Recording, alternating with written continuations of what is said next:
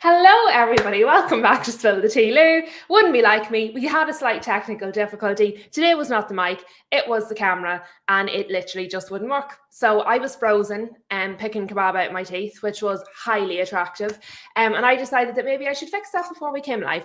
But here we are. I'm here. You're here. Ash is here. We don't know what we're going to talk about because I have no plan today whatsoever, and because I was eating. Sorry, guys. So we're going to be winging it, which means it's going to be chaos, which means you need to smash the like button on your way in. I see, oh my goodness me, we have a busy chat. Flossie is giving everybody the good news. 331 subscribers and climbing.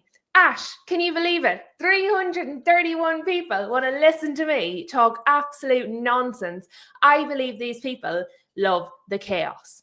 But let's say hello to everybody, and then we will see how you are. Because if I ask how you are, you're going to start talking, and then I'll interrupt you, which is highly rude, and then I won't get back to the comments.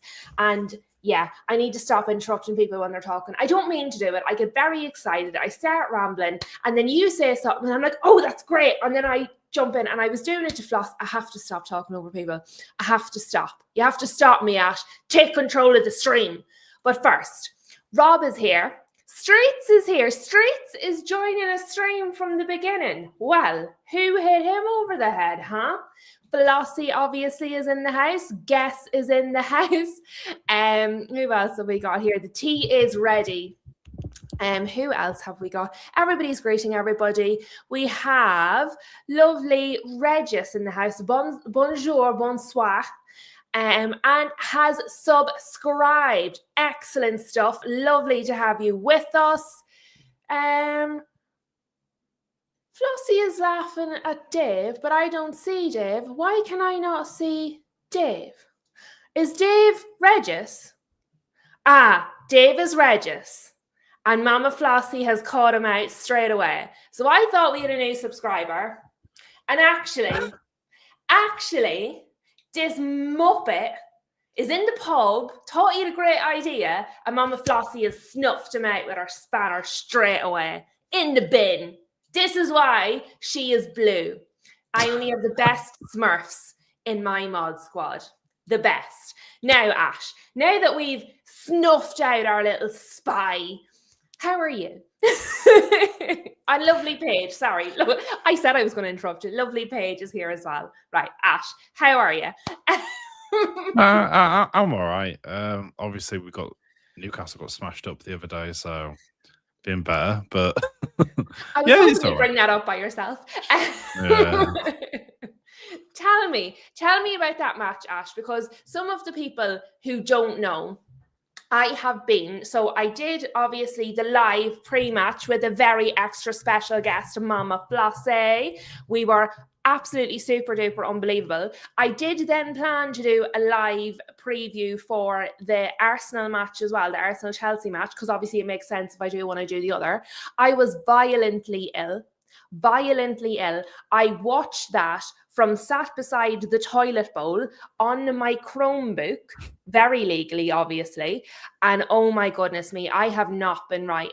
I couldn't even hold down a bit of toast. I couldn't even hold water. Do you know when you get sick that many times and the green stuff starts coming out, like the bile in your stomach? Honestly, rotten. I had to close my shop early and like come home because I was so unwell. Like it was really dreadful. So what that means is I actually didn't see any of the match, despite my best guess is really pleased about my story, because obviously it's going to make our tea taste even better with those images floating around. Sorry guys, I hope nobody's squeamish. But yeah, it was really drastically unpleasant. Today is the first day I started to feel like myself. And even at that, at about 3 o'clock, I was like, oh no. And I had an appointment that I had to go to. And I was like, oh no. And then I was like, I'm streaming tonight. I'll have to stream with a bucket, and just let Ash lead the stream. So what I'm trying to say is, oh, sorry, Paige. Paige is just eating her dinner. Sorry, guys. I should have put a warning at the start of that. But yeah, so while I did see our match, I did then spend 2 days deliriously ill. So you talk me through it. God, where do I start? I don't know. We instantly in the first 30 seconds got a chance through straight on goal, which we should have scored. Wissa clearly is lacking confidence and missed. We hit the bar and the post. We had 4 big chances to Man City's 2. So we actually had more big chances than what Man City did. That sounds quite good, Ash, considering from what I heard on some channels, you really just smashed to bits. So not yeah, I quite mean, nice. yeah, I think a lot of people have made out that we were probably worse than what we were. I don't think we were. We definitely wasn't as good as what we could have been. So that's where I will say we definitely weren't as good as what we normally are. Like Man City came to us and we beat them 2-1 before. They probably should have had a third goal that wrongly, I would like to say, wrongly got ruled out. To be honest, The consensus does seem to be that it shouldn't have been ruled out. So right. So how I see it, if he was offside and affecting the play, that should be a very quick check. But for how long it took, I was like, if an offside and there's a decision that takes this long, I feel like just give the goal at this point. Like you want games to flow and stuff, and I think if there's a 5-minute check that goes on, it's whether it's rightly or wrongly, I don't really care at that point. I'm like, I just want to watch football. Yeah, that's true. Yeah. But yeah, there's like so Paige has said there about like what's happened to Voltemada. So this is what people haven't realized. So when we bought Voltemada, he was meant to be our second striker. Wissa was meant to be our starter. So Voltemada didn't really have a choice but to start. Now Wissa's got through his injury and started to get a bit of fitness. This is kind of what we were expecting to see, to have Wissa be starting and Voltemada either be a second striker or come on later in the game.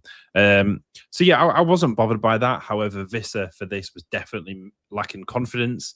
Lewis Hall, I will say, is absolutely outstanding. Like, I am not even joking. If you get a chance and see some like extended highlights, he literally would get the ball, take on like 3 or 4 Manchester City players, like full on take them on. Like, and I'm just like watching him like, how are you this good? Like, but this is what, but we've always known he's had the potential to be as good as what he is showing. It's just he has injury problems. So hopefully he can get through this and he'll keep this performance up and he'll start looking better. But yeah, I think question for you though, because while you're talking about players that have been like exceeding expectations and doing really, really well, I know Voltemada, his last 2 matches that I've seen him in, he hasn't been quite at the heights that he was before. But do you think if Wissa has this sort of lack of confidence or needs to be eased in, do you think while Wissa was bought to be the first striker, do you think there's a possibility he may end up on the bench for Voltemada, who was performing so consistently for you when it was needed? He was there when he has needed him, and I think that's so important in a player. Yeah, no, I agree. The issue is like when Voltemada's been starting, he's also not been scoring. He's looked good though. Like he's had really good hold up play. We did so when we first got him, I actually thought that we could potentially do sort of like how Stuttgart did with him and have him as a second striker. So have him and Wissa on the pitch. We actually had that the other day, and which actually he actually created Harvey Barnes's goal. He did like an outside the boot pass. It was really good. So that was kind of something that I do want to see going forward. But yeah, I mean, at the end of the day, January, we have 9 games this month. So we need to have it must be nice to be playing games, Ash. I wouldn't know. Well, it's the thing is, right, you got to remember, right, he was never going to be starting this game because the Bournemouth game was only like 2 or 3 days before this. And he played 120 minutes in that game. Yeah. So he was never going to be starting this game. So I wasn't too fussed about that. I would like to think he'll probably start against Wolves, to be honest. But yeah, for this one, I wasn't bothered that he didn't start the game because playing 120 minutes is a lot. And then yeah, obviously we still got the right back problem with Lewis Miley starting again. It's same shit, same defensive problems. But yeah, I think it just shows. Oh, also James Trafford. My God, if we get the chance to sign this man, please do. He did a fingertip save where the ball was going in and he tipped it onto the bar. It was frustrating game. What I do want to talk about, because obviously we were talking about it before, Chelsea Arsenal. 3-2. I did not expect that to be 3-2 at all, but it does leave it that the final is now going to be between Arsenal and City, which most people sort of predicted when they saw the whole thing start out. We sort of said, look, it wasn't enough. Come on. You don't think you're going to come back, do you? Really? I don't think it's a 0% chance. Right, let's go back then. Let's reverse. So, right, we'll go back to you. So you lost. You performed well, but you lost. The final score was 2-0 to Manchester City when you were at home. You're then going to go to the Etihad, and you think they're going to score none, or you're going to outscore them by 3 at the Etihad. Right. Okay. So listen, Lou. I've been theory crafting. Okay. I've been in the workshop. I've been Unless trying you've been to witchcrafting, I don't think it's going to happen. So hear me out. We have potentially, actually, I would say we definitely do have the toughest fixture list in Europe for the next month. Yes. And then towards the end of that is when we're then playing City. Yes. So what we're going to do, we're going to raise our levels. We're going to be playing against the best opposition in the world. So when we come into this City game away, we'll have already played. We'll have played City away as well, because we'll have played them at their gaff already. So we're going to know what to do. We're going to be prepared. We're going to buy Haaland in this January transfer window. Oh yeah, because we're going to use the cup tie rule against them since they've done it to us. You know what we could do, Ash? I think Newcastle and United could go splits on Haaland and just timeshare him, because we can only play one game a week forever now. I think we've only got 2 games in the whole of March because of the way the cups fall. So, so I think we should just go splits and timeshare him. Yeah, I mean, go for it. I'm down at this point. They're just buying everyone. We're buying nobody. We have a mystery midfielder. Ooh. Honestly, we're going to get to my club, but honestly, I can't cope with him right now. Paige has also just reminded me that they will have Guehi at that point as well. Believe me, I know. They've started.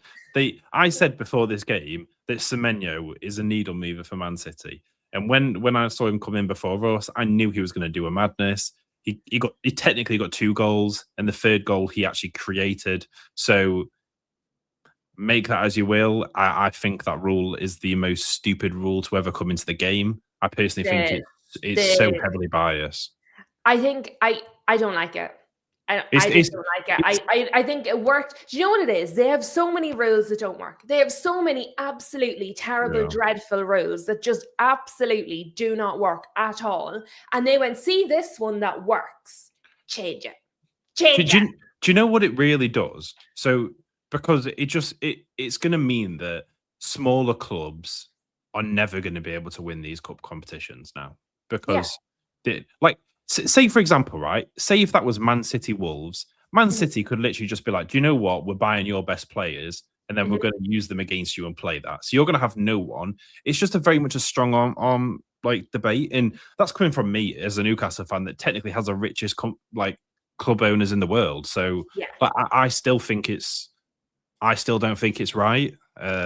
No, I think it's a nonsense. I think it was a silly change. I think, as you say, it only benefits certain clubs. And what I am looking for here, Ash, I have so many bookmarks on my X now. We're not going to talk about them all, but literally every time I see something interesting, I'm like, oh, bookmark that.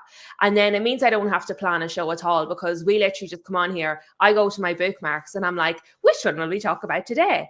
But this is the one. This is the one. Haha. And this is why I said it was actually from the Manchester City account, which I would just like to point out. I do follow, but it's not because I like them. I follow all of the teams in the Premier League because they post things like this. So literally, Friday, signs for City. Saturday, scores an assist against Exeter. Tuesday, scores against Newcastle. I mean, that's ridiculous. It's ridiculous. And then we go... It's just typical though, isn't it? And then we go up. There's so many. I obviously a lot of them are United, but actually a lot of them. There we go. And then you get this. Fabrizio Romano, 5 hours ago. Mark Guehi to Manchester City. Here we go. Official proposal accepted by Crystal Palace right now. Understand the fee will be around £20 million. Yeah, and the rest. Guehi has accepted move to Manchester City FC. Exclusive story, now confirmed. I mean, first of all, blue isn't even your colour, man. Second of all, ridiculous. Absolutely ridiculous. Because as you say, like, the smaller teams that they're competing against are just not going to have the opportunity to do this because they don't have the funds, they don't have the room to maneuver, they don't have 130 charges hanging over them, which apparently make absolutely no difference whatsoever to their ability to spend. Like, I think, is it 500 million or something they've spent since the charges have been placed against them? Like, they've done that in just the last year. It's so frustrating. And I know, right, there'll be people out there. So let's do the other side. There will be people out there who are just determined to argue the point and will say, well, this rule has changed for all of the teams. Therefore, it equally benefits everybody because anybody can buy someone in January. Right. But let's be real. Let's actually look at that. Can any team go and genuinely buy somebody in January that genuinely makes a difference? I just think I hate that. I actually despise that logic. Like, I literally had a debate with someone about this because January, every person knows is a hard window. Every manager says it's a hard window to get someone. So if you're getting the top player, they're only coming to you because they know they're probably going to win trophies that season. Newcastle, it was like, I've had people say, oh, well, you go out and buy Semenyo. I'm sorry, Semenyo's not going to come to us because we're not going to win the Champions League, the Premier League, or something likely. Yeah. Look, there could be a chance that somehow, by some miracle, that we win the Champions League. That would be probably the same chance as Leicester winning the Premier League. Do you want to know something? I have a good question. Sorry, I know you're mid-flow, but it's go. Excellent question. Do you think it's more likely that you outscore City by 3 goals at the Etihad or win the Champions League? Because they're both possible. Which one's more likely, Ash? Well, I mean,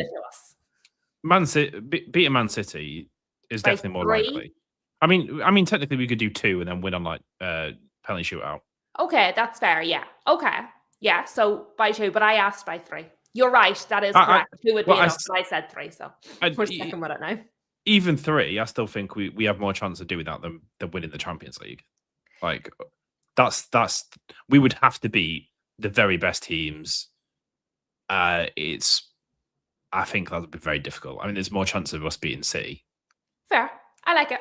I'm just, sorry. I'm listening to you. We're having very serious football conversation. We're taking on this drama, this unfair rule change. We're fighting the good fight. And then we have Reggie Labrie, our Dave boy in the chat, who is saying that what he wanted to do was make peace between the Northeast rivals and that Newcastle and Sunderland could have joined forces and become Suncastle, built sand castles together on the sunny Tyne. And I would just like to get your take on that, Ash. I played the fifth. That is disgusting. I don't want to be associated with that. Suncastle, that's a cute name, actually. I like that one. I mean, it does sound nice. It sounds very sunny. However, if you've been up there, I don't know about that. I mean, we have sun at times. Ash is not impressed. Paige, you're right. Ash is not impressed. I've just seen Alanma is also in the house. Thank you so much for joining us. It is nice to have you. Actually, I do have some news for you, Lou. Oh, tell me the news, Ash. There is, so on how we've been going, basically when we got taken over, we were promised a new training ground and a new stadium. Yeah. Craig Hope has actually come out over the last couple of days, which is like our one of our main sort of reporters. One of our main journalists who talks on. He's from the Daily Mail. He's basically said that they've basically narrowed a spot down. Exactly, I think it's Woolings. What's it called? It's like Woolingsford Hall or something. It's Wooling something Hall. I can't remember. It's literally 2 minutes from the Newcastle airport. But it's looking like we're going to be going there and getting a training ground that's going to be worth £200 million. Ooh, Oh, very fancy. Very fancy. So, yeah, you can imagine from when we got taken over, we were having ice baths in wheelie bins. And if you think that is a joke, I'm being completely dead on. We genuinely were having ice baths in wheelie bins in our training ground. For real? No, dead. I'm being dead serious. Like when we got first. Ash. So I don't even think we've done that. We probably don't do ice baths, to be fair. Yeah, so Amanda Stavely was obviously one of the people that took over, and they said she even came out and said a lot of championship teams had better training grounds than what we did, which is why it was being so hard to bring players in. But obviously, we've upgraded Benton since then, our training ground. But yeah, but I mean that is brutal. That's actually quite bad. I thought we were bad. Johnny is in the house now. I'm going to read Miguel Delaney's tweet because that was the one I was looking for, and I found it while you were telling me about your fancy new training ground. Just you big show off. And then Johnny's in the house, who has referenced what I referenced earlier. So we're going to have to just talk about it. I keep trying to avoid these things because do you know what it is, right? See when it's happy news about my club. See when I thought we were getting Ollie.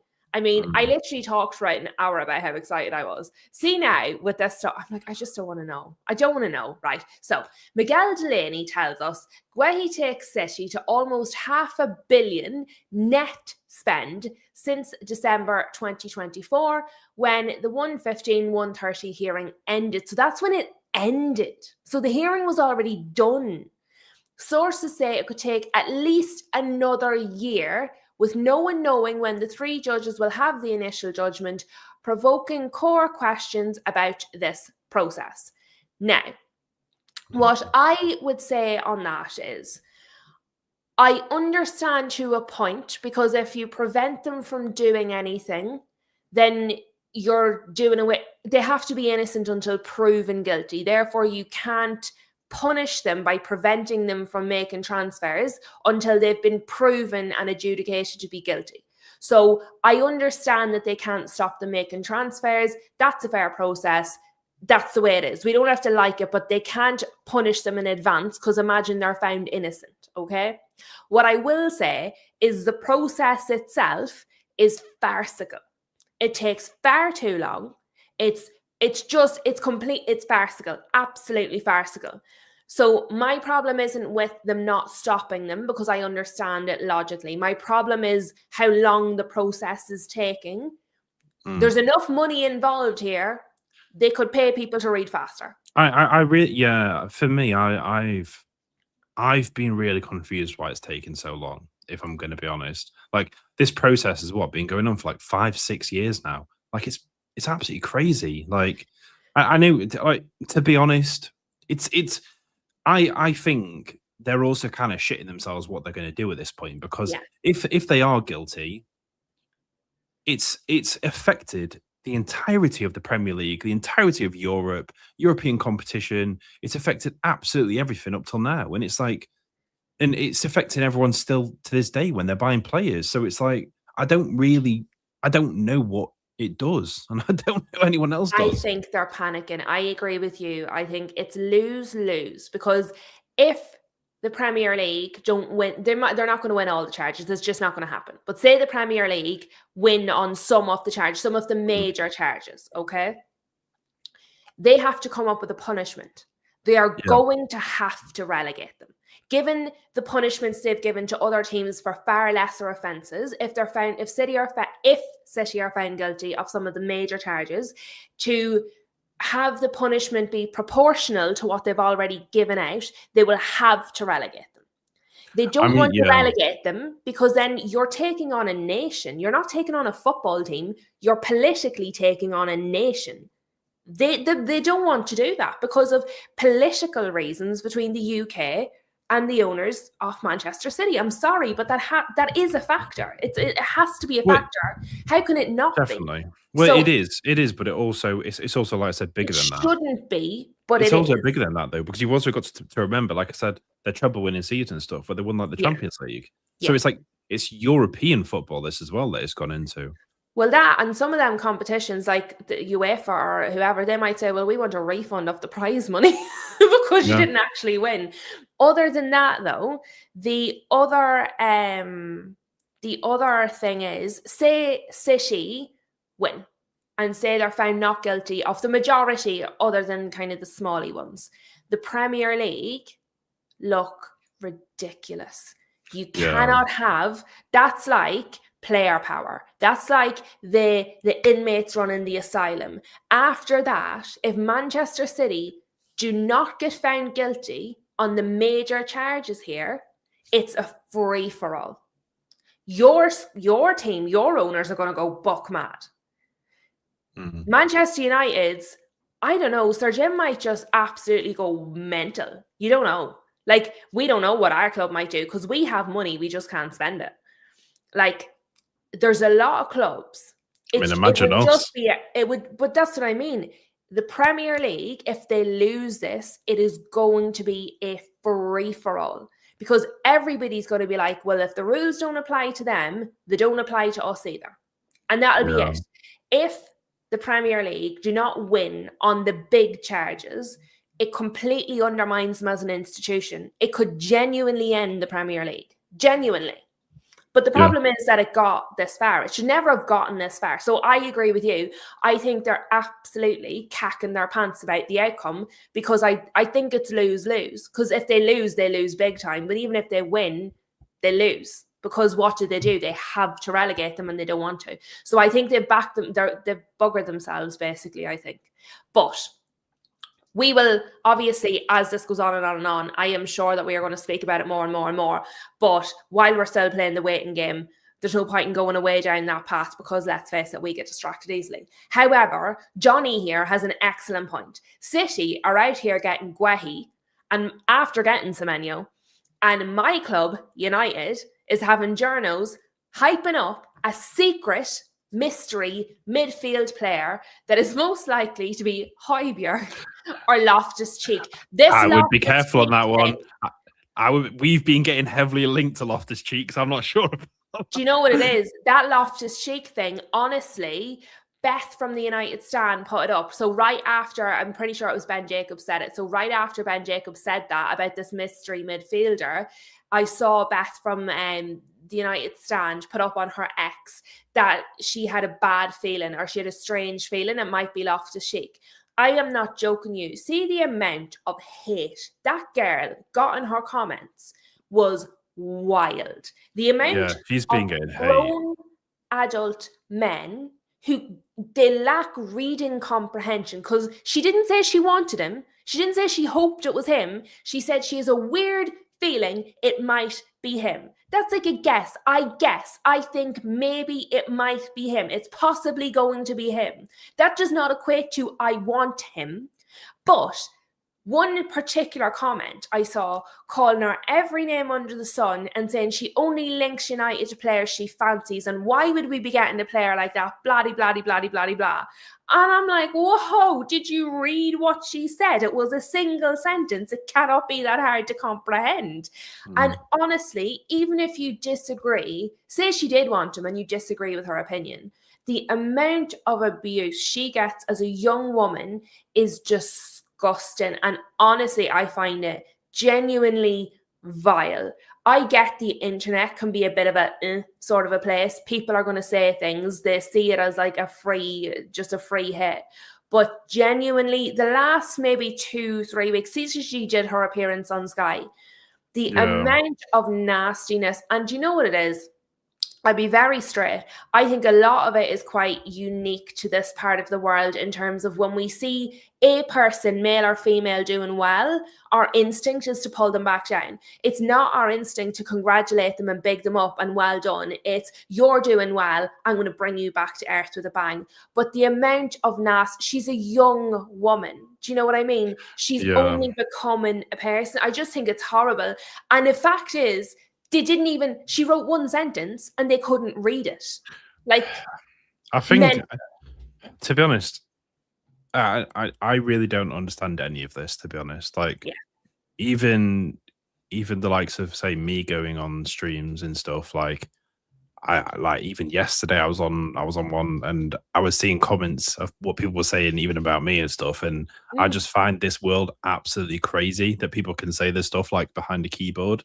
Yeah. It's like people won't say that to your face. At the end of the day, people are just talking about football, like, because we all enjoy football. Like, it shouldn't always have to be a strongman debate that it's just, I think it's just very disgusting how some people talk. And I guess it all comes back to there needs to be more verification process and everything for people creating accounts. Like, there needs to be a lot more accountability, because people feel like they can just say things and get away with it, because a lot of times they can. And that's why there needs to be a lot more, like, say you should be able to put whatever name you want on YouTube, but YouTube, for example, you should create your account by linking up your actual ID, your government ID. So even if, like, your name, say Spiller T. Lou, YouTube will actually know everything still, like where you live, your actual name, like, to be able to allow police to kind of deal with that stuff. Because again, there's a difference between, like, saying mean things and, like, proper abuse. Like, there is a difference. Like, it's what Johnny's talking about here, there's another girl called Hannah, but she goes by Han. Her handle is Han, and she's a United fan as well. So she went on Sky Sports recently, and on the segment she was on, what they do is they play an audio of a fan, and then the people on the panel react to it. And so I was on a stream with her after that. Yeah. But see the amount of stuff that was said to her, and it wasn't even her. Like, she was reacting to another fan saying and the level of abuse. But it was the fact that people didn't take the time to look. They just didn't look. They assumed, and then they hopped on. And I saw there was another one. There's a girl called Shar. She's really, really, really nice girl. She follows a non-league team. She's lovely, right? Her dad passed away recently. There's people in her comments being like, would you rather your team qualify for this or join your dad in heaven? Like, genuinely, that's been put. There's a difference. Yeah. There's a difference between, like, a bit of and, like, nasty. See, when I was like, Jesus, mental. Yeah, it's so bad. It's like what Gab said there. Like saying, like, I know a bit of tongue in cheek saying, it's a typical night out in Newcastle, December. Like, but, like, people saying that, say if someone said that to you in person, at least you can deal with it. Like, you can deal with that to the person there, whereas someone, like, says something behind a keyboard and then just turns off and doesn't realize it does affect people. And, like, honestly, Ash, this girl is absolutely so, like, she's so lovely. She's always supporting people. She's always, like, bigging people up. I've never seen her say anything bad to anybody about anything. Not that it would make it okay, but I mean, it's not that she gives it and she gets it. I mean, she's just absolutely lovely. And I mean, when I say her dad recently passed, I mean, it was like the last month or two. I mean, incredibly, incredibly recent. Do you know what I mean? So I just think it's just shocking. Yeah, really, really not it does make you worry, don't you? Especially, like, say, with me, I've obviously got a little girl. So like, obviously, it even makes me get worried about, like, the internet and how the way people are. So yeah, I'm very much understanding. I'm gonna hopefully can try and see what I can do in that respect. But I think, like I said, I think it just comes down to the big point that there just needs to be a lot more policing, I guess. There does. But this is football. We're trying to get away from that carrying on. So now that we've covered the serious topic completely, I don't even know how we get on to that. I do see our Ultra is in the house. So nice to see Ultra in the house. Let's go back to the football. I don't even know how did I end up driving us down that path? Ash, you are here to stop that. How we went down that Ruben path. lost his cheek. That's how bad of a signing he would be. That's how terrible of a sign. Look what he started, and he's not even bloody well here. But do you know what the crazy thing was, though? Like, Newcastle have been getting that link as well, because we had the link between Ruben Loftus-Cheek. We had it again come up yesterday because it was a team. I'll read it up here. So it was according to Team Talk. Ruben Loftus-Cheek has been offered to Newcastle by intermediaries, which it would basically be a loan with an option to buy. And I'm like, what are we doing? And I'm like, especially if, like, he's been offered to the likes of, he's been linked with Fulham, Sunderland, Everton, Brentford, nearly bloody every single Premier League team. So, do you know what, though? That makes me feel a bit better, because what that means is his agent is flying about the place, linking him with everyone. There might be absolutely nothing in it. Ash, Ash is saving the day. Am I I'm not going to tell you. Ruben Loftus-Cheek? I'm going to tell you every single team that he's been linked with, because he's been linked with all these teams on the same day. So it was Fulham, Sunderland, Everton, Brentford, Newcastle, Man United, and Arsenal, all within the same day. So the agent's just gone to every Premier League team and be like, who wants him? That's good, because that means they're putting the rumours out there, not us. That's excellent. Streets is also saying Loftus-Cheek is just like injury ridden. I don't think he comes into any Premier League team and improves any squad in any first team. I'm going to be honest. Not. Well, Paige has suggested, because what to do. Let me. Oh my God! Right, listen. Wait. Hold on. No. Pause for a second. Gav, poor Gav, is a little bit behind the stream. Oh. So when Gav said a typical night in Newcastle, he was talking about the ice bath in the bin. So we would just like to clear Gav's name. He was talking about ice baths in a wheelie bin. No, the timing was dreadful. Yeah, that timing definitely was not it. That timing was unbelievable. Yeah, that's a crazy one. Gav is innocent. He's not like some other teams we might mention. But that timing really, really did him in. And so seemed very important to clear his name.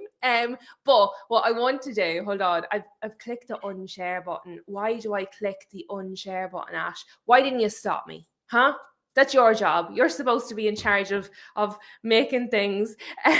I'm too busy looking at Ruben Loftus-Cheek. I'm just getting sad. Don't do that. Oh, that made me sad. So, MUFC MPB is talking about Ben Jacobs, who was on the football terrace. Manchester United have held talks. So just for the people that maybe didn't see it, maybe people were working all day today, maybe people don't care about my club and they don't follow everything that we do. But Manchester United have held talks with a secret midfielder in the last 24 hours. It would be for a loan until the end of the season. He has Premier League experience and is currently playing outside of England. Now, the reason that I wanted to bring that up right now this minute, because Paige has an excellent suggestion. So I said earlier in the group chat, can we get Scott McTominay back? Paige has an even greater idea. Can we get that Kevin De Bruyne from Napoli? So basically, any midfielder from Napoli will have them. Honestly, they'll do us. I feel like it could be like oh God, I don't know. It'd be good if it was like a Scott McTominay, but KDB, like he's so good. Like I would love to have him, to be honest. See, genuinely, if we could buy Scott, I never would have sold, and I said this at the time, I never would have sold Scott McTominay. I was one of the people who wasn't happy when we sold him. If we could buy him back, I would be over the bloody moon. Over the moon. But there was something else I wanted to bring up with that. Yeah, Ruben Neves is probably a very high chance, actually. I reckon it could be. Yeah, Paige There's a lot of talk about him as well. Oh, I've lost it. My tweet's gone. Yeah, we've been quite a bit linked with him, so he's obviously got quite a lot of potential moves back to the Prem if that is the case. Yeah, he's definitely doing the rounds as well, but a bit better than the other one. But there was a tweet. Ash, it's killing me. Why can't I find the tweet? Aha! I found the tweet. Sorry. It's not that you're not very interesting, but you know what I have in my head? Because I never have a plan, I have all these thoughts that float around my head, right? And then one of them jumps out, and I remember that there's another one still running around that's linked to it. If I don't grab it when it runs past, in like an hour's time, I'm going to be like, do you remember we talked about that thing? Well, here's a different thing that's the same. Lee, there's medication that helps that. I don't think there's anything that helps me. I think I am unhelpable. But right, so while we're talking about that, players at Napoli, mystery midfielders, obviously. What I wanted to do, here we are. Don't ask me, but this is what we have. So Andy Calcio, who sounds like an Italian information. So he analyzes Italian football. Excellent. And he's a founder of Milan Club Chile. Right. So he's a journalist and he's a proud, whatever this flag is, and Argentinian. Right. Very nice. So Andy Calcio, who seems very legitimate, is definitely a journalist. And he says, Antonio Conte takes swipe at Ruben Amorim. Some young coaches nowadays are arrogant and unwilling to adapt. I mean, to be fair, if you didn't tell me who he was talking about, I would probably have guessed Ruben Amorim.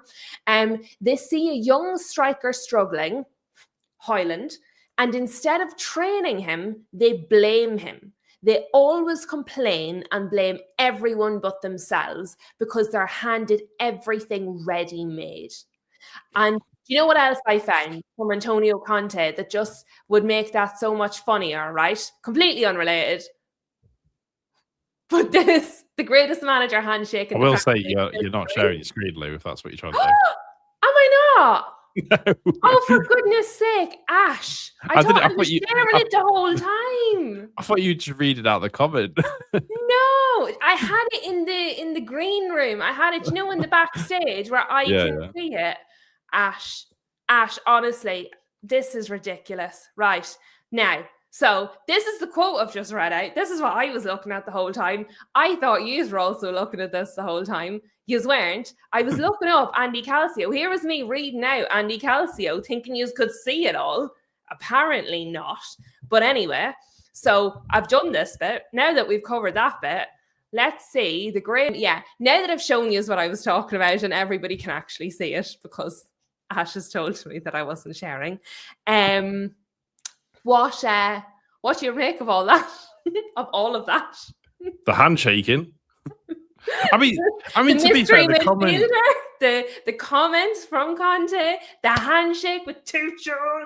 What do you reckon? I mean, the comments, I guess, the half valid but half not.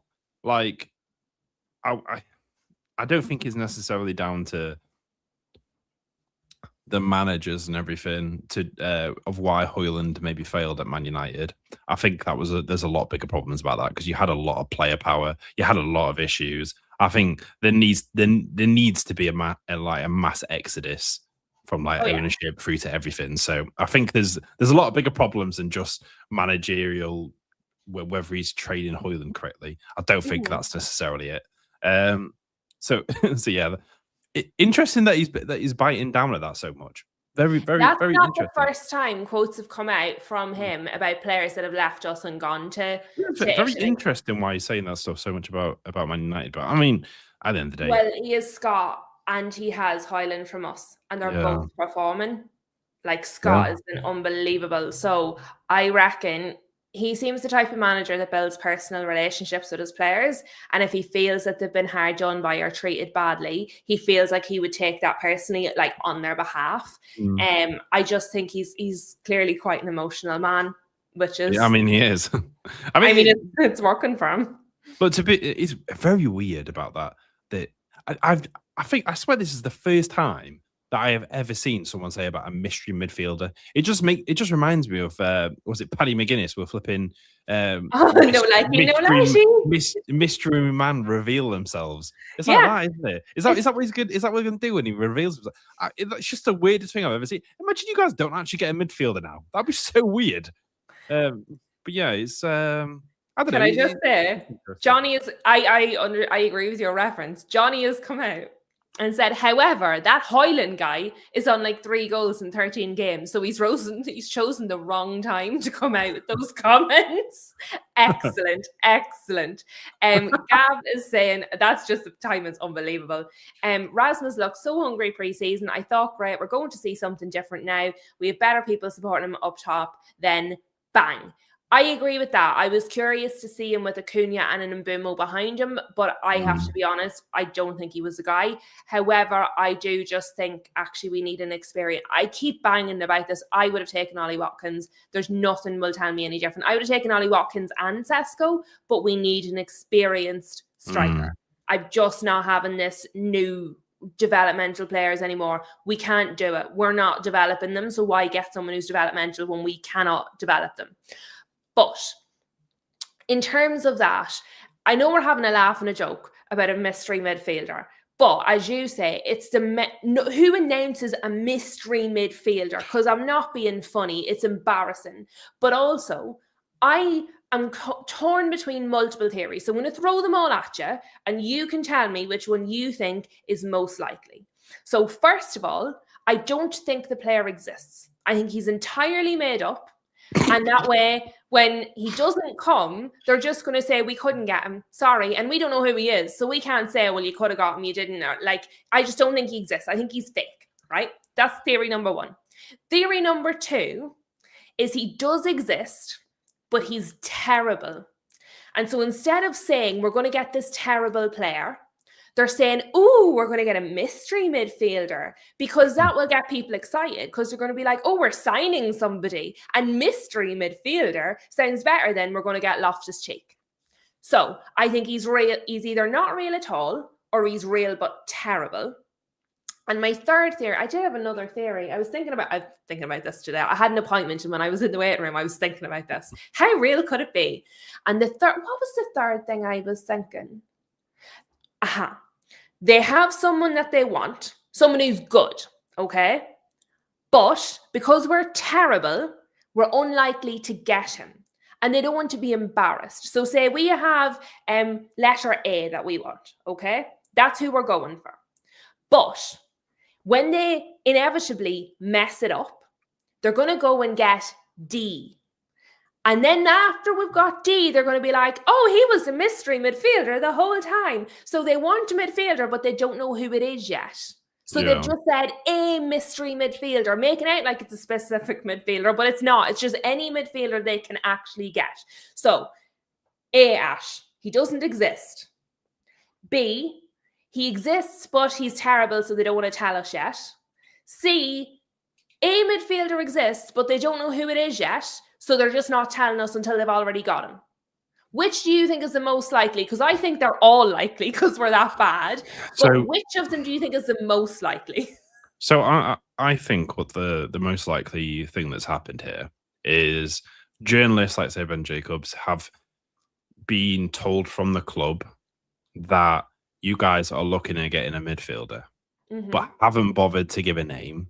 And probably the likes of saying that he's been in the Premier League before has come out. So those bits are probably very true. I just think that the mystery player that's came out because maybe the journalists don't actually know who you guys are going for. So you think option C for the most part. Yeah, there's a midfielder, but they don't know who he is yet. Yeah, I think Man United. I think you guys definitely know. I just don't think that it spoke about to the journalists. Like, but I mean, at the end of the day, you guys get linked with everyone. So I personally, I think it's probably going to be Ruben Neves. And if it is, I'm not going to be too happy because I would like to have him at my club.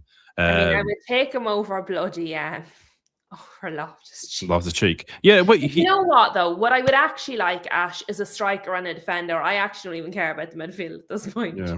Get me a striker and a defender. Well, I was thinking this, right? Because do you know what's going to be very interesting for Man United, for how you guys are going to set up going forward? You're going to be a bit different in how you set up, in the way of like you're going to be missing some of the players that you've been starting, as in respect of you can't get. I don't know if Ahmed's actually going to be able to be on the pitch anymore. You're potentially going to be losing Cunha. There's the way you're going to be starting with having 4 at the back now, and having probably Bruno as the actual 10 now. You're going to be probably missing some players. So I imagine in my head how I see you guys likely setting up will be Sesko up front and Mbeumo on the right, Bruno in the middle, and then on the left, that's where it could be like whether it could be Ahmed or. What do you mean, who's Ahmed?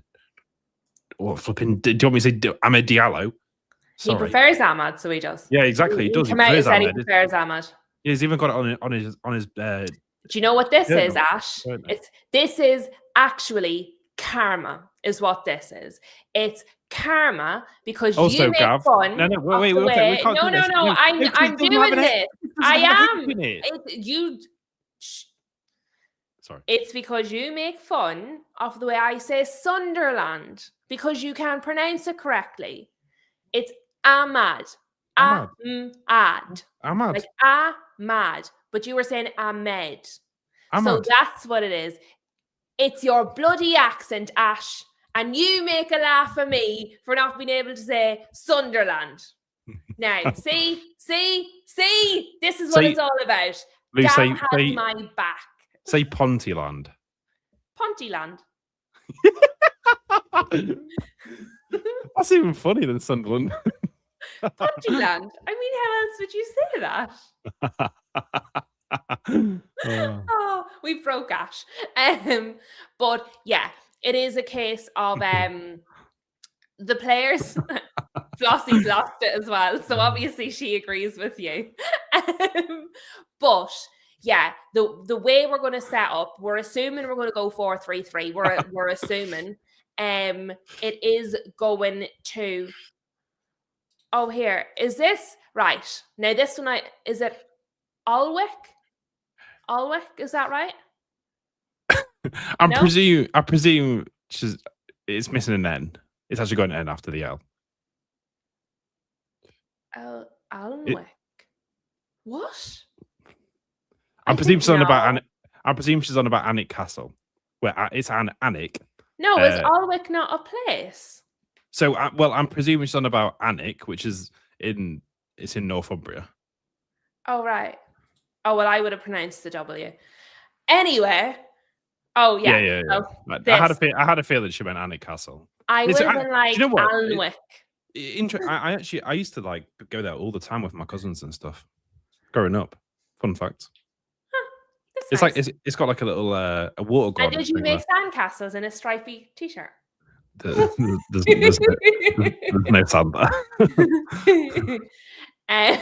Gas is saying that all your names are weird. It's not my pronunciation; it's your names. Your names are the problem. And now, Ash, this mystery midfielder. I don't want to spend too much time on him because I'm not entirely sure he exists. Being quite honest, genuinely, I just don't know. And I don't want to give them. I actually don't want to give them any. Do you know what it is? I am sick of my club. I am sick to the back teeth of my club. I don't want to talk. I just don't want to talk about them. I don't want to talk about Carrick. I don't want to talk about. Right. Do you know what? What I do want to talk about, Ash. This is driving me up the bloody walls. Okay. Up the walls. I don't know if you can tell because I'm hiding it really well. There are a lot of people in my fan base, a lot of prominent people on YouTube in my fan base and on social media discussing quite seriously who was going to be the next Manchester United manager. Right? Now, the reason that this annoys me is because it's January. We've just sacked a manager. We've spent a week picking an interim who's going to be here for 4.5 months, right? When we had two options, close your eyes, flip a coin, shortest straw, I don't care, right? Pick one. It shouldn't take a week. Yeah. We are in the January transfer window talking about a mystery midfielder when we need a defender and a striker, okay? And then we're going to spend the entirety of the summer transfer window talking about a new manager. We're going to spend all summer talking about it. We're going to spend probably the whole build up to all summer talking about it because we're out of all the competitions. The only one we're still in is the Premier League. It's going to be the least games we've played in about 100 years, okay? Yeah. So I don't care. I don't want to talk about it right now.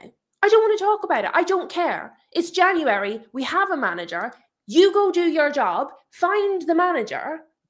I want to talk about football. I want to talk about players. I want to talk about games. I don't want to talk about a manager. We've just spent the last week talking about a manager, having spent 3 months before that talking about a manager. I don't care. I've absolutely less than zero interest. I honestly don't care. Couldn't care. I don't want to know. I just want to watch football and I want to buy players. Go do your job. I don't need to hear about it.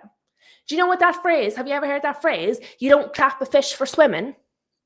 Okay, your job is to hire a manager. Go and do it. I don't need to know about every bloody step along the way. Let me know when it's done, and then I'll pat you on the head if you like. Gold star in the post. For me personally, I don't necessarily understand it either because in 4 months' time, you don't even know what manager's going to be available. Like there could be some sackings that you don't know. There could be anything. I think at the end of the day, you need to focus about the January transfer window, which is the same as us. Like we need players. Sorry, I'm confused, Gab. Gab, a fish is supposed to swim. It's literally its only purpose in life is to swim. It's born to swim. I'm not going to give it a round of applause for doing that. So therefore, I'm not going to give our hierarchy board, whoever's job it is to hire a manager, a pat on the back for doing his primary function. It's literally his job. I'm not going to give him a round of applause. He just needs to get on with it. So apologies if my little phrase is weird. We're all about the jobs here in Ireland. Just do your job. Shut up. The only person who gets a round of applause over here for doing his job is the bus driver. You better say thank you to the bus driver. Other than that, get on with it quietly. But yeah, sorry, Ash. You go ahead. I don't even remember what I was saying. Sorry. Were you talking about fish? Were you talking about football? Oh, no, you were saying you also don't understand the focus we have on bloody managers. Yeah. I mean, I think at the stage where you are, you have an interim to the end of the season. So I think you're in a position very similar to where we are, that we could be fighting for European football, which is what you need to do. You need to just focus on getting players to try and get to that point. And it's the same as us. Like we need players in, and we're not bloody buying any. I really don't understand it. It's getting every day. It's kind of annoying. What is your excuse? We're an absolute mess. What's your excuse? There isn't any, and I think Eddie Howe, I would imagine, is probably getting a bit annoyed as well, because he keeps on coming out being like and saying this sort of things like we will be in like the window, especially. And he also made a thing that said multiple times, injuries will dictate who we buy. Yeah, we ain't got anybody defenders. Why are we not getting one? Like, Ash, have you got hold on? I have the way doohickey that you sent us earlier, the update with the injuries and suspensions, because we did do that for the people before and they liked it. So hold on, where is the... Right, you keep talking while I find the picture. I'll send it you. No, I have it from the group. Oh, well, I'll send it you there, if not. Nice and quick. It's, to me, it's a bit frustrating, because we know full well for us to try and we have the potential to get back into the Premier League again. The Premier League, the Champions League, or even Europa League at a minimum. We need to be able to get into these European competitions to carry on growing, developing our project, and to keep the players that we've got. Like we've been massively linked with losing Sandro Tonali in summer. Like he's been linked massively to the likes of Juventus, Liverpool, Man City, Real Madrid. Like he's been linked to all the biggest clubs around the world. Granted, if he does go, we're going to get a lot of money for him, but we just can't keep losing our players if we want to become the same level as what Man City did. But as you can see there, like we've got 6 defenders that are currently out. We've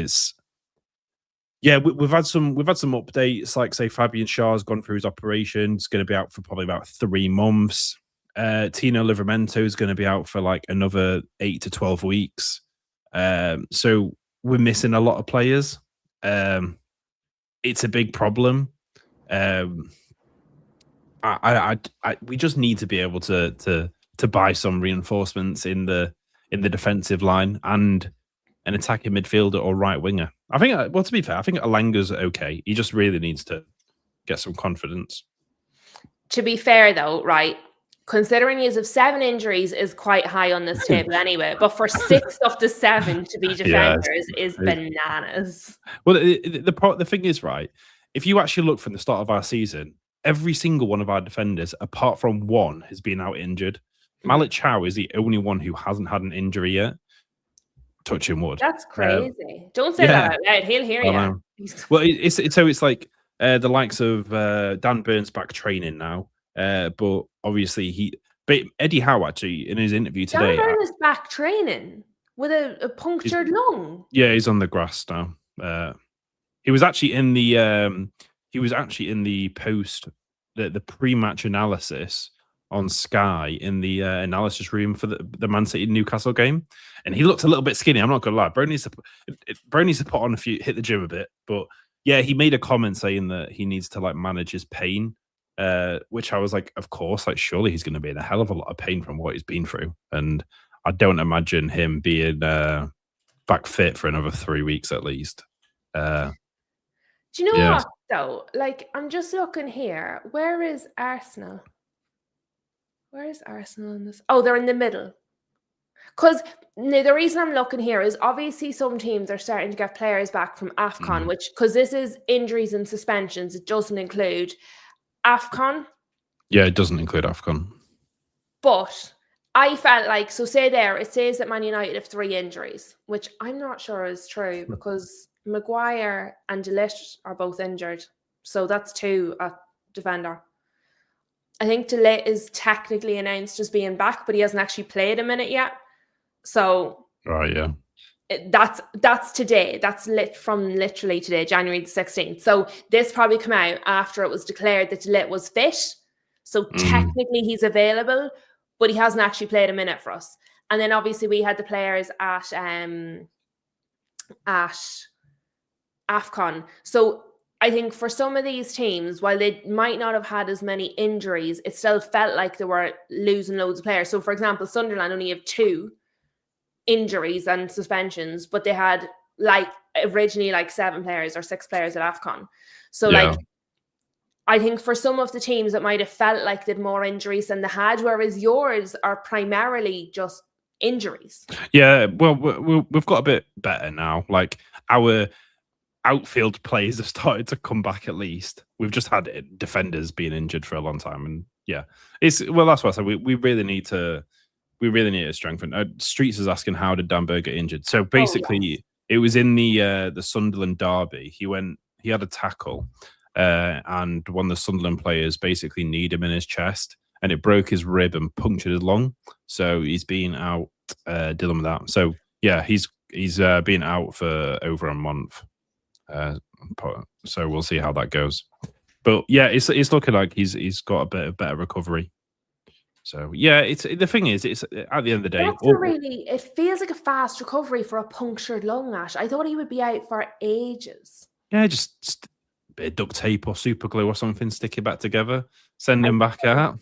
Oh, we have Lily in the house. Hello, Lily. Nice to have you, Lily with 1 L. I was about to say, great name. I was going to say you like that name. What did I say? There you go. Mama Flossie. He's a Geordie. That's it. Yeah. Bit of duct tape. That's all he needs. I bet he would. That was one thing that was really, I don't know, you could tell the difference when he wasn't in that squad against Man City, because I reckon he would have kicked everyone up the ass. But it goes to show Lewis Hall is a Geordie, so he was definitely on for it. But yeah, it's quite nice. We've got a fair few Geordies in the squad nowadays. Ah, Flossie is saying her mum was a Lily as well. Oh, that's quite nice. That's lovely. I like that. That's a nice name. Yeah, it is. It's a love. Do you know what it is? Obviously, that's not my name, but my granda, when I was growing up, he used to call me Lily when I was in the house. And then I was really, really sick. And I got prescribed these tablets. And on the tablet, now it wasn't the brand, but on the tablet itself, it said Lily. And I was like, that's so odd. It's really, it's such a lovely, lovely name. Really nice. Do you know, do you want to know something that always comes into my head whenever I see Gav in the chat? You know, I hope it's something nice now. Right. You know the what's the stomach acid thing? Gaviscon. Oh, so right. Poor Gav. So that always comes into my head, and I always think of like a Scottish person where like they say, "Where's Gav?" and he goes, "Gav's gone. Gav is gone."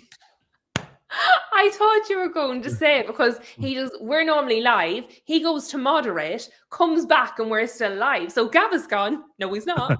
And where's Gav? Gav is gone. We're all picking on Gav. Really mean. But on this. Also, that advert for Gaviscon is an absolute madness.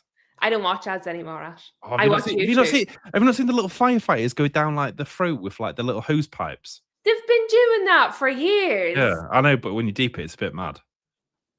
I mean, it's like when you cut yourself, it's the white soldiers.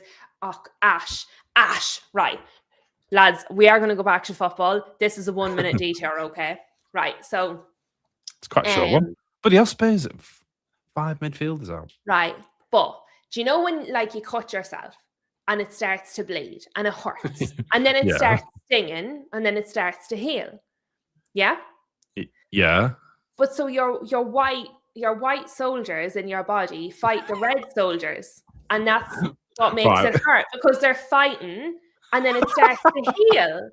That's what my ex had a little one, and so that's what I used to tell her when it would hurt her when she was cut. I was like, but that's the white soldiers just fighting to make your body feel better. And she'd be like, I feel the white soldiers, they're fighting really hard, but it would make her feel better. Honestly. It's cute, but it's true, because it's your white blood cells. Yeah, your white blood cells are healing you. So that's what I used to tell her. The white soldiers were fighting the red soldiers, and when it hurt, it's because they were fighting to make her feel better. She loved it. Now I'm thinking of Dippy Eggs and soldiers. They were banging back in the day. Right. That's enough. Right, we're back on it. Ash, we've sort of talked on and off about Manchester City, so we should at some point probably acknowledge the fact that I'm going to have to play them, Ash. I'm going to have to play them. I'm not feeling the May West about this. Hold on to pull this up, because what we're doing... I'm going to be honest. Yes. I actually think this is going... Like, there's not many games that I have a feeling that could be an absolute smashing, but I think this game is not looking good for you guys. Semenyo has just looked absolutely amazing. Like, he's fit in this City side, absolutely perfect. It's horrendous. Yeah, it's genuinely like he was the shining light for this in the City game, which was crazy to me since he's only just joined.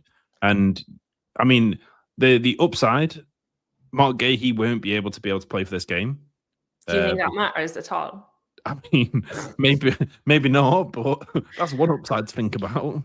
Now, we are obviously going to do our predictions, but I'm not going to be doing a preview for the match. So we'll do a little slight bit of a preview for this one. And if you want, we can do a slight preview for you guys facing Wolves. We're not going to go through all the matches in depth, because, lads, we will be here for another 3 hours. We're not doing that. The time goes so fast. We're already here for like an hour and 7 minutes, Ash. Look at all these lovely, dedicated people just listening to us. But yes, the Man United, Man City game, not only is it just dreadful, right? But it's a 12:30, which is never good. Nobody does well at 12:30. And to make everything even worse, Anthony Taylor. Genuinely, literally, I think they just went, how can we make this? No, look, De Ligt is still out. Where's Maguire then? Maguire's fit. He came on the other day. Oh, that's true. Okay, he came on at 70 minutes. This makes me so mad. This makes me so angry. That red. Did we talk about that red? No, his Ash, argument. Right. Tell me about the red. What about him arguing to get it? No, about him bouncing a ball on the spot. The referees are just absolute donuts. Like, and it was Simon Hooper who is a hooper. Well, there's been too many things nowadays that referees are giving stuff out that they don't normally, or that, like, I take this for example. In our game that we played against, I'm pretty sure it was the Bournemouth game, the referee gave our keeper a yellow card for for taking a more than 8 seconds to take a goal kick. It didn't feel like that. Like when I think you can tell when it's time wasting. No. The thing was, this wasn't. This was like the. No, that's what I mean. You can tell. Yeah, and this one wasn't. And I think everyone in the crowd and everything was really surprised. And even the commentator said at the time was like, "Oh, they actually counted out and gave it when normally that doesn't happen." It's But normally yeah, use a bit of like but the thing is that a bit of cop on. this red card, I thought you guys were actually going to appeal it. To be honest, Do you know what it is? I just think we never win. We never win. I think they yeah, I just mean, see Manchester United and they're like, whatever. And do you know what? It actually quite annoys me because, guess right. I'm going to show you a thing now in a minute, right? So I'm going to give my thoughts on this card. I'm going to read some of the comments, and then wait till I show you this. It's going to turn everything on its head.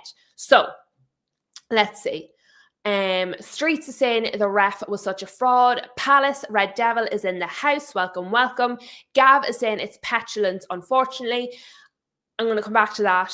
Streets is saying an 18-year-old showing some passion and he gives him a second yellow. It's not like it was an experienced player. Paige felt sorry for Lacey, and Palace is devastated that it's Anthony Taylor. So what I will say, in terms of what Gab and Dave is saying, the rules are the rules. Petulance, we don't want another Garnacho on our hands. First of all, I don't even think Shea Lacey and Alejandro Garnacho are even in the same ballpark. And I mean, I don't even think it's close. I don't think, I literally, it's not even close for me. I actually don't think it's fair to even compare them. I understand what you're saying. I don't think it's fair to even compare them. I literally don't even think they're close. But for Shea Lacey, the rule is the rule in terms of you're not allowed to do it and it's supposed to be a straight yellow. However, we see match in, match out, day in, day out, week in, week out, that the referees interpret the rules the way they want to. Yeah. We see that they use their own judgment alongside the rules. You see, he didn't throw it away. He bounced it on the spot. Yeah, he was angry. He was angry that he didn't get it. He's a young man. He was emotional. He didn't flip his lid. He bounced the ball on the spot. And I just, see if he'd thrown it away, I would have said, right, that was stupid. He bounced it on the spot. I just think Simon Hooper could have used a wee bit of initiative and said, do you know what? I don't need to give this. Because you see, if he didn't give it, I don't think anybody is coming out, calling him out for not giving a yellow card near the end of a match to a young player who's I just think he could have, I understand the rule. He could have used a bit of initiative. He really just could have. The other thing is, say if you're adamant, right, no, the rule is the rule. It shouldn't matter who it is. You can't interpret the rule. It's a yellow. I don't think his first yellow was a yellow. I thought his first yellow was incredibly soft. I don't think he should have been on a yellow. So even if that you're saying that one's definitely, I would have said, actually, it should have only been his first yellow. I don't think he should have been on his yellow for the first one. Did they say it was because he threw the ball down? I wasn't sure if it was because he was like really angry with the linesman. No, they said it was for the ball because do you not remember Declan Rice? They did it to Declan Rice as well, and it was very similar circumstances. And actually, when they did it to Declan Rice, everyone was like, "That's ridiculous." But now they've done it to a young player. Everyone's like, "No, that's the right." Well, do you know what I find very ironic? So in our game against City, I can't remember who it was. I think it might have been Bernardo Silva. Yeah. We had a free kick and he booted the ball away, and the ref doesn't even give a yellow card for it. Like he full on did on purpose. The problem. There's the problem. Yeah, I can't have Bernardo Silva either. He really annoys me. But you know what I want to show you, and we'll go back. But I just while we're talking about referees and decisions and everything else. So this is from Dale Johnson. And the headline is, Manchester United suffer joint most VAR errors. This was published on the 15th of January, 2026. Manchester United suffered 2 VAR errors in the first half of the season. The Premier League's key match incidents panel has voted. It's the joint most along with Bournemouth and Brentford from a total of 13 in 19 games. So what they're saying is there was 13 VAR errors, and of those 13 VAR errors, 2 of them were against us, 2 of them for Bournemouth, and 2 of them for Brentford. So that only leaves 7 for the whole rest of the league. So what FPL Fraser has said. How have they worked this out though? Because I am not being funny. I can list multiple VAR errors against us. Well, that's the Premier League key match incident panel voted on what was, I assume, considered officially a VAR error. So do you know when they come out afterwards and they say, yes, they made a mistake? These are the ones I assume they've admitted were mistakes. So I'm guessing. Stuff like, say, the Anthony Gordon one, they're just going to stay quiet at, even though everyone... Well, that might have counted as one. Well, so maybe that was the only one they gave you. I don't know who the rest is. I only know this. But so what this guy has said is, and obviously it's from a United point of view, I don't think it's coincidence anymore. I don't even think referees are doing it on purpose. I believe it's coming out of their incompetence and convenience. If they give a single decision in favour of United, they will be all over the news for 4 weeks. If they give a decision against United, nobody cares. Hey, United are big boys and nobody really cares when decisions go against them. Even United managers don't moan about these decisions like Pep or Klopp or Arteta. It becomes an unconscious bias for the referees, and it's just convenient for them to give decisions against United. This is a topic I have talked about for a long time. I watch a lot of Premier League games. It doesn't... Right, there we are. But I found this interesting where he says it's a convenience, because if you give a decision in favour of United, you're all over the place. And if you give a decision against, there's not really much comeback. It's convenient. It's more convenient not to give the call for United than to give it. And I thought it was a really interesting perspective because it's a different way than I've seen anyone else look at it before. I'm reading through the article, which goes into detail about it all, and it is such bullshit. Like it's missing so many things. It doesn't even have the Anthony Gordon one on, by the way. It's missing multiple decisions on here. But the article, the person who wrote the article didn't decide what counted. They're writing the article on the decision that was made by the panel. Yeah, that's what I'm saying. That's what I think this is absolutely mad, because it just goes to show how many calls and stuff they're actually missing. And so if that means that they didn't even bother checking. Well, I think definitely had more than 2 wrong. But the point is, yeah, what do you think of what was said in the post? I think so. Like I said, I think you take away the picture because everyone's getting much more VAR decisions errors than what's probably in that article. But proportionately, there are certain teams that are getting more than others consistently. Well, like I said, it depends how they're going, because if they've done it based on this article, I know VAR decisions in my head that haven't gone towards us. If you take Newcastle out of it, what do you think of what I've just brought up in the post? I think, look, I think any manager, to be honest, if they bring up VAR, it becomes an issue. I mean, Liverpool, at the end of the day, everyone says Liverpool and Arsenal. Like, there's a reason why all this stuff gets brought up. I think it's not just about Man United, to be fair. I think any sort of team gets hard decisions. I also think every team that, if a manager brings it up, gets slated by it. I just think, for me, the reason why I don't like massively getting into some things like this, because I just think VAR needs a massive overhaul. I think it's a great idea, but I think it's completely done wrong. I think they need to go back to the drawing board and think how to redo the stuff, because I'm seeing some of the voting and stuff and how they do it. They've got a vote in between 0 to 5 based on the VAR vote and the on-field vote, and they're all just completely separate. You've got some that thinks that are the decision's wrong, some that goes against it.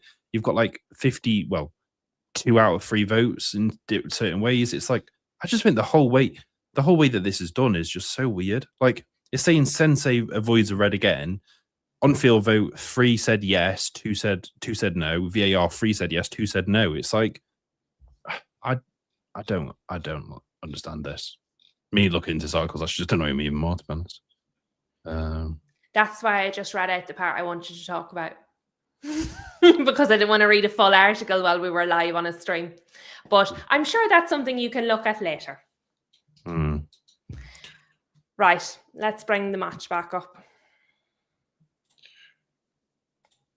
But do you think people haven't spoke about stuff, say, towards Man United? I think what was said in the post, not the article, what was said in the post that I read out, I think was absolutely accurate. Yes, 100%. I think it's more convenient for a referee not to give a decision to United than to give it. Because I think when anything is given to United, along with some other teams, but obviously I watch United more, I think there's a massive outcry. You only give that because United are paying the refs. I mean, that's still doing the right. We got this for paying the refs. It's all cheating. It's all collusion. It's never just we got a decision because it was the right decision. It's always because of this corruption, this, that, and the other. That's what's always the narrative. So yes, I think absolutely there are definitely some referees that maybe unconsciously choose not to give decisions when they're more 50-50, 60-40, choose not to give them to United because of the outcry and the debacle and the talk that comes after it. And I think they would prefer not to be in the spotlight. And therefore, if it's a 50-50 or it's, not drastically obvious, yes, I think they absolutely don't give the decision to Manchester United because of the outcry that follows. Absolutely, 100%. I don't know if I agree, to be honest. Because I mean, when I was reading, like I said, the article and stuff, the reason why I was intrigued about it because I feel the same about Newcastle. So it's made me just think maybe you're actually thinking it more because it's your own team. Because I think that we don't get stuff as much as what we should do. So maybe it's like sort of like an unconscious thing that you think it's worse because it's your team. But for me, if I'm being honest, I don't think every team gets the same level of attention in the media. So no, I don't think it's the same. Well, for me, I don't think I've ever. I don't remember. Say from me as coming this from an unbiased point of view. If I had to think about, say, decisions to do with VAR, I would think a lot more to do with Liverpool and potentially Arsenal. That stuff, I think, I haven't seen much about Man United to do with some of this stuff recently, to be honest. I know there's some things that I think you guys probably should have got more calls for. But yeah, I don't know. It's a weird thing. Like I said, I think it's because you fixate stuff when it's your own team a bit more. So yeah, but I don't think right. So if a referee gives a decision for United, gives the same decision for City, gives the same decision for Brentford, gives the same decision for Villa, gives the same decision for West Ham. Those decisions might be the exact same decision, the exact same situation by the exact same referee. They are not going to receive the same coverage. Absolutely not. Definitely not. I don't think that they're going to be the same. I get your point with that, but then I could then say, so Gabriel completely forearmed Voltemada in the face. Yeah. That was not covered. So that's what I'm saying is I don't know if it's necessarily just Man United. No, I don't mean only Man United. Yeah. I think Man United is one of a number of teams that it happens to. No, I don't think it only happens United. I do think it happens United. I think it happens to a number of teams. No, I agree. Yeah, no. But for a number of teams, yeah. Definitely. Yeah, I don't think only United. I think any team that is likely to attract more attention, more talk, more spotlight, I think they're more likely to give the decision the other way. Whatever. Definitely, yeah. No.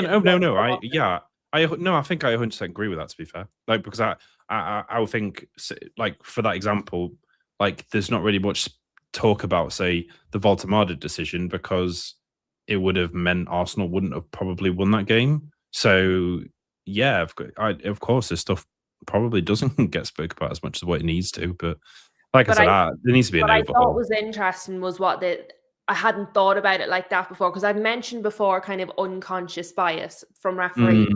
I hadn't thought about it in terms of it being because of the attention and the headlines that follow. Yeah, it's a weird one because I would like to think it's not because of that. But you never know. But they might not be aware it's because of that. They might not be thinking, oh, well, I don't want the headline, so I'm not going to make the decision. It might just become so ingrained. Do you know what I mean? Do you know? Maybe. I just thought it was really interesting because it was, there you go. So Flossie is saying, oh, where'd it go? Look at all the bad decisions Wolves got, barely spoken about. And I think that's the point. Whereas, like, if that is a different team, a bigger team as such, it's under the spotlight. It's talked about constantly. It's all over the media. And I think that's actually the point, is that some teams don't attract as much attention. Some referees enjoy the attention, some of them don't. Do you know what I mean? Like, that's why when we look at a match and we say who's going to be the referee, that's why when we see some referee names, we're like, oh, and there's some of them are like, all right, okay. Because we know some of them enjoy the drama and some of them shy away from it. Especially Anthony Taylor. He absolutely loves it. The amount of times that I've heard football stadiums chant Anthony Taylor, it's all about you and stuff. Like, I have to make every single thing about him. It's, yeah. I know what you mean, though. So some referees are like that. Definitely.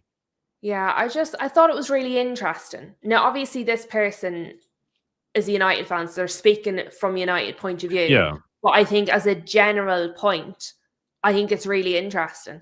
And I definitely think there are teams that could treat it differently. But in terms of us against City, the big game. I know. I delayed there for a little while. I went way off on a detour, but we have to come back to it. I reckon we're going to get absolutely mullered. And there's people talking like, you know, but actually to your point there, like, this is obviously a possible lineup, a projected lineup. Mm-hmm. But say if I wanted to fit Ahmad in there, where do I put him? Now, I personally would quite happily drop Dalot for Ahmad, but Ahmad is not a defender. That's the problem, is that that's where I guess that why I've been asking that question, because I'm like, Ahmad can do the right wing back role. Mm-hmm. So it would lead me to think it would probably end up going to like left wing, but then that means you would then have to drop Cunha. Yeah. And that's what I will say for Amram's system is it's suited. We were able to play more of our better players at the same time. Yeah. Oh yeah, definitely. But I guess it also led to the issue of why you were then bringing on defenders later on in the game, because you actually had a lot of your attacking force start in games. Yeah. So like I said, it's probably going to be better for you guys in the long run, because you're going to be able to rotate your squad a bit more and have some better legs come on later on in the game. But like I said, it's going to be interesting. Whether Cunha or Ahmed starts is going to be definitely interesting. K-Dot is obviously feeling quite as optimistic as I am there. And I see Dave is saying Cunha definitely isn't in good form at the moment. He's not. Do you know what it is? The man is not clinical. He is not clinical. He just really isn't. And I think that's okay. See, when you're in a team that's making a lot of chances, that's okay, because eventually one of them will go in. Do you see when you're in a team that's making limited chances, and when you're playing a team like Manchester City and you have to take every possible chance you can't afford for someone to be wasteful. I probably would put Ahmad over Cunha there based on that. But then Ahmad can be wasteful. I just honestly, I don't think we have a hope. I can't. So for me personally, I've actually said Man United to win quite a lot of games this season. Like I thought you were going to win over certain teams, which you have done at times, to be fair. Mm-hmm. But this game, I'm not going to lie, I just feel Man City's just going to come out swinging. Erling Haaland's not scored in 2 games, so you know that bro's going to be hungry. Do you know what else I saw today? City have only 1 open play goal in the last 3 Premier League games, which sounds not like that sounds quite, but then you think about it, well, okay, so that excludes corners, free kicks and everything bloody else. I mean, they all count. So I saw that City only 1 open play goal in the last 3 Premier League games. And I was like, oh, that sounds quite positive. I like the sound of that. And then you look at it and you're like, do you know what? It means absolutely nothing whatsoever, because it doesn't matter what kind of goal it is. They're all goals. I mean, do we think we're not going to give them any corners or free kicks or something? That we're only going to like, I don't understand. I saw it and I was like, oh yeah. And then I was like, what is actually the point of that stat at all, except to give people like me false hope? What? Hold on, let me see. Palace is on my train. Can someone delete Dallo from the squad? If I had that power, I would. Paige is saying 90th minute, mystery midfielder runs on the pitch and scores, but it won't count because he's not registered yet. And honestly, that's done me in, Paige. That's my favorite comment of the evening so far. What I did, I remembered, I saved this one from Gav, because Gav said, if Taylor's going to be the referee, does that mean Oliver's going to be on VAR? And I'll be honest, I don't know if it tells me here who is going to be on VAR. Does it say that somewhere? Actually don't think, I don't know if it does actually. No, it's just giving me the venue. That's no good. Because that's actually, are they referee? No, it just tells me about him. No, so I don't know if that even gets released this far in advance. It doesn't tell me anywhere. Because honestly, Craig honestly, Pawson. Oh, he's brutal as well. He's not very good, so it's just as bad. Craig Pawson is not good. He's actually on VAR a lot. That's not, I mean, it's not as bad, but I mean, it's not good. So Ash, I think where that brings us to is that it's time for our predictions. Because honestly, I'm not feeling okay about this at all. But here we are. That's probably teeny tiny. Oh, is that too big? Can everybody see that? It's all right. It's just because I know some people have my kind of eyesight, and what looks big on my page isn't big for everyone else. So I need to make it big enough for people to actually be able to read it. Right, people, get your predictions in. Man United, Manchester City, 12:30, Saturday morning. New manager bounce. Michael Carrick in the house against Manchester City with their new player, Semenyo, who is apparently on bloody fire. And I'm pretty sure, if I remember correctly, when Ryan Cherky came out with his little interview when he joined Manchester City, he said that he was looking forward to this match so he could hammer us, or something to that effect. And he's been quite good this season. So I'm not looking forward to that either. But let me see. Right, we have some predictions coming in. Let me see. Streets is saying 2-1 to United. Guess is saying 2-0 to City. Rob is saying 1-1. Dave is scared to predict anything. Wow. What did Paige say? Oh, yeah. Hold on. No, Palace Red Devil says 3-1 City and feeling a bit optimistic about that one goal. Paige is saying 2-1 United. Marv is saying 3-3 draw. City's defence is hurting, hence why they got Guehi. City have got their very own Yaya Toure in Semenyo. Ash, give me a score prediction, please. 4-1 Man City. I also think Man City, and I also think there's going to be a lot of goals. So 3 for City. I was going to say 2 for United, 4 for City, and a draw. Right. I reckon we might score because I think Michael Carrick will help our midfield because, you know, that's his. Streets is not impressed with you, Ash. In the bin. You think that Streets? You think that's crazy? Like, I mean, at the end of the day, City technically just scored 3-0 against us, and that was away at St James's Park, which I think probably would be a harder game for them to go away to be honest. I don't think that's dreadfully wild, your prediction, unfortunately. Yeah. I think I think when you put into context, they scored 10 goals. I know, granted, it was against Exeter.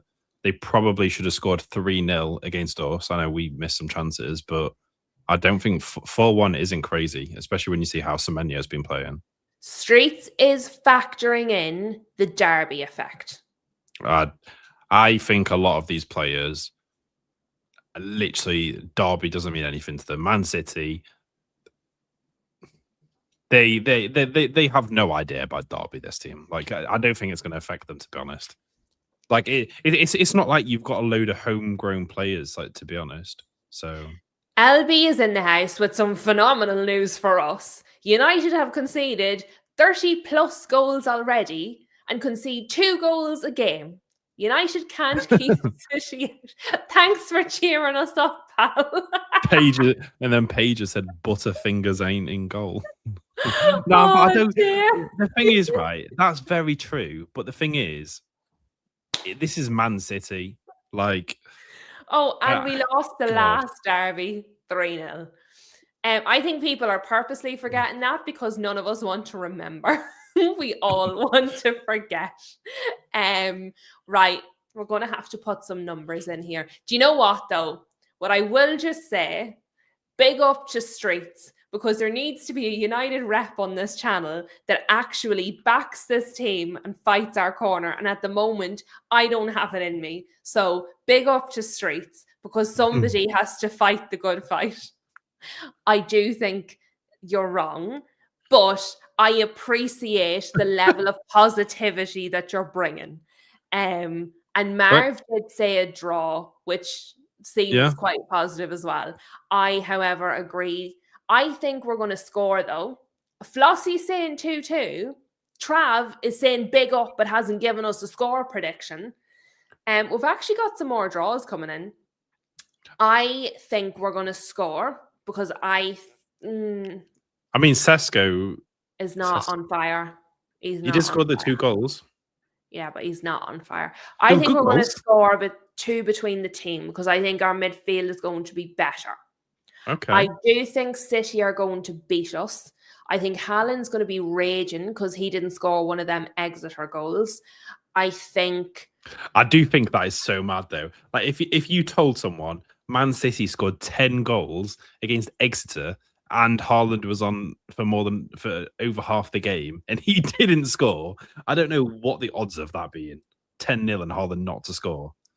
Right. So Streets is coming back at me saying we need a Sesko masterclass. And Marv has said he's scored 3 goals in his last 2 games. Millie is in the house saying 2-1 to City. K-Dot doesn't know what the score will be, but it feels like we are going to be disrespected. Right. I think the level is right. I've given us 2 goals. I think I have to go with 4 for City because I think that's a good comment. What should be like 1-0? Exeter were shocking, but Streets we're shocking.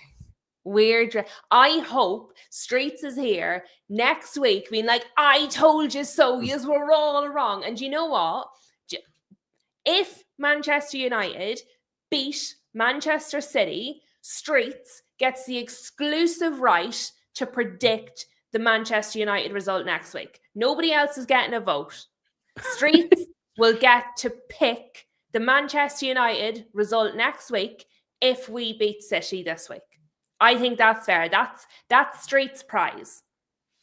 I think that's fair because he's the only one backing us. So if we beat City, Streets is picking United's score for next week. Do you know who you have next week? Nope. It's Arsenal away. Oh, well, then Streets will definitely be picking anyway. There you are, because we're going to need a bit of positivity next week as well. Right? But yeah, we'll go with it. We'll take, we've noted Streets' stern objections to this prediction. And if he's right, he gets to pick the score next week. Now, Sunderland, Crystal Palace. Wait, did Streets even say a score? Yeah. Up at the top. way up. You have to keep scrolling past all his protestations. 2-1. Okay. So he did. He predicted us to win. He did. I would have laughed so much if it said 2-1 City or something. So, Sunderland, Crystal Palace. People, get your comments in. It's probably not going to be quite as controversial as the previous one. Do you know what? Do you know what's actually come out recently about Palace? Oh, go on. So you know how obviously they've lost Gahey. It's also come out that Glasner's going in June. Yeah. It's also said that for the right price, they're going to sell Jean-Philippe Mateta. Oh, I didn't know that. Palace is in disarray. Disaster. And Sunderland, who we thought was going to have problems when all their players were at AFCON, didn't have any problems whatsoever, just carried along there. I think Sunderland are going to beat them, and I think by some distance. Don't read the chat for reference. It's a safe space, Ash. We won't tell Flossie if you don't. The problem is, right, Sunderland... Why is Palace doing this to me? Personally victimizing you, Ash. First, they give flipping Gahey to him. That's going to probably that we'll be playing against in this next leg of the semi-final, and then now they're going to get slapped up by Sunderland. This is not what I want to see. They're doing you over completely. You're right. 2-1 Sunderland. Okay, so let's go with everyone else's. So Streets is saying 2-2. Marv is saying 3-2. Gwehi is not playing since he's leaving. Dave, and I'm going to give him his new title for this, Reggie Labrie, is saying 7-0 to the mighty Mackhams, the biggest team in the Northeast. Paige is saying 2-0, 2 for Robbie. Palace Red Devil is saying 2-2. Millie is saying 3-1 to Palace. K-Dot reckons Sunderland batter them. 2-1 Super Sunderland Ash, says Rob Always United. Juve is looking at Mateta according to Marv. Streets is saying 2-1 Sunderland. Alanma is saying a hi to everybody. K-Dot is saying that we're also in for Mateta, which I've heard those rumours as well, but we get linked to everybody, so I just ignore them. Palace is saying Sunderland is so strong at home as well. K-Dot is saying 4-2 Sunderland. And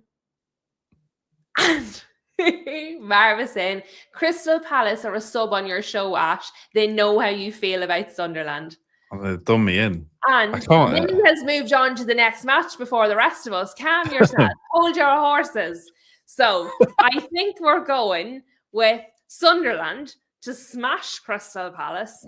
I think we're going 3-1 because there was so many votes. I think that gets them an extra goal. So we know what Millie's vote is for Chelsea Brentford. She's gone early, and she's actually possibly gone a wee bit controversial. Chelsea Brentford people. I also reckon Brentford.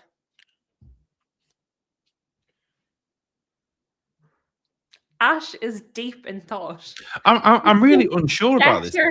Get your scores in, people, for Chelsea Brentford, while Ash massages his temples after having to admit that Sunderland are likely going to smash Crystal Palace.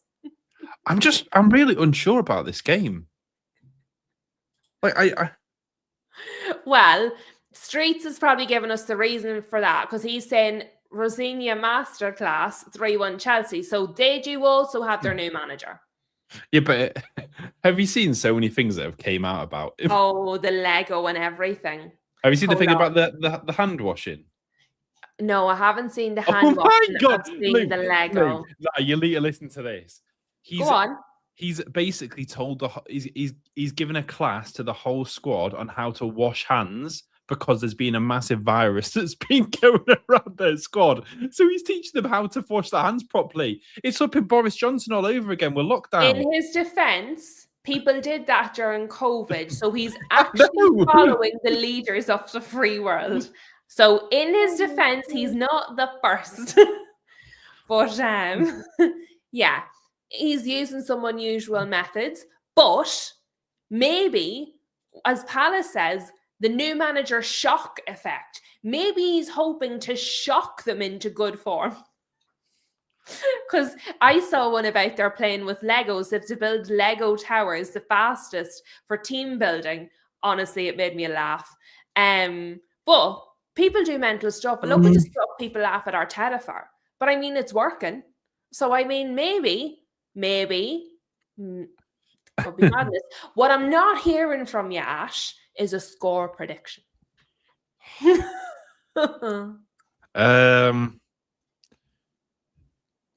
I actually think there's going to be a lot of goals in this. This one could be. Yeah, I'm going to say 3-2 to Brentford. Okay. I like it. So as we know, Millie said 2-1 to Brentford. Apparently she hit the button too fast, she told us.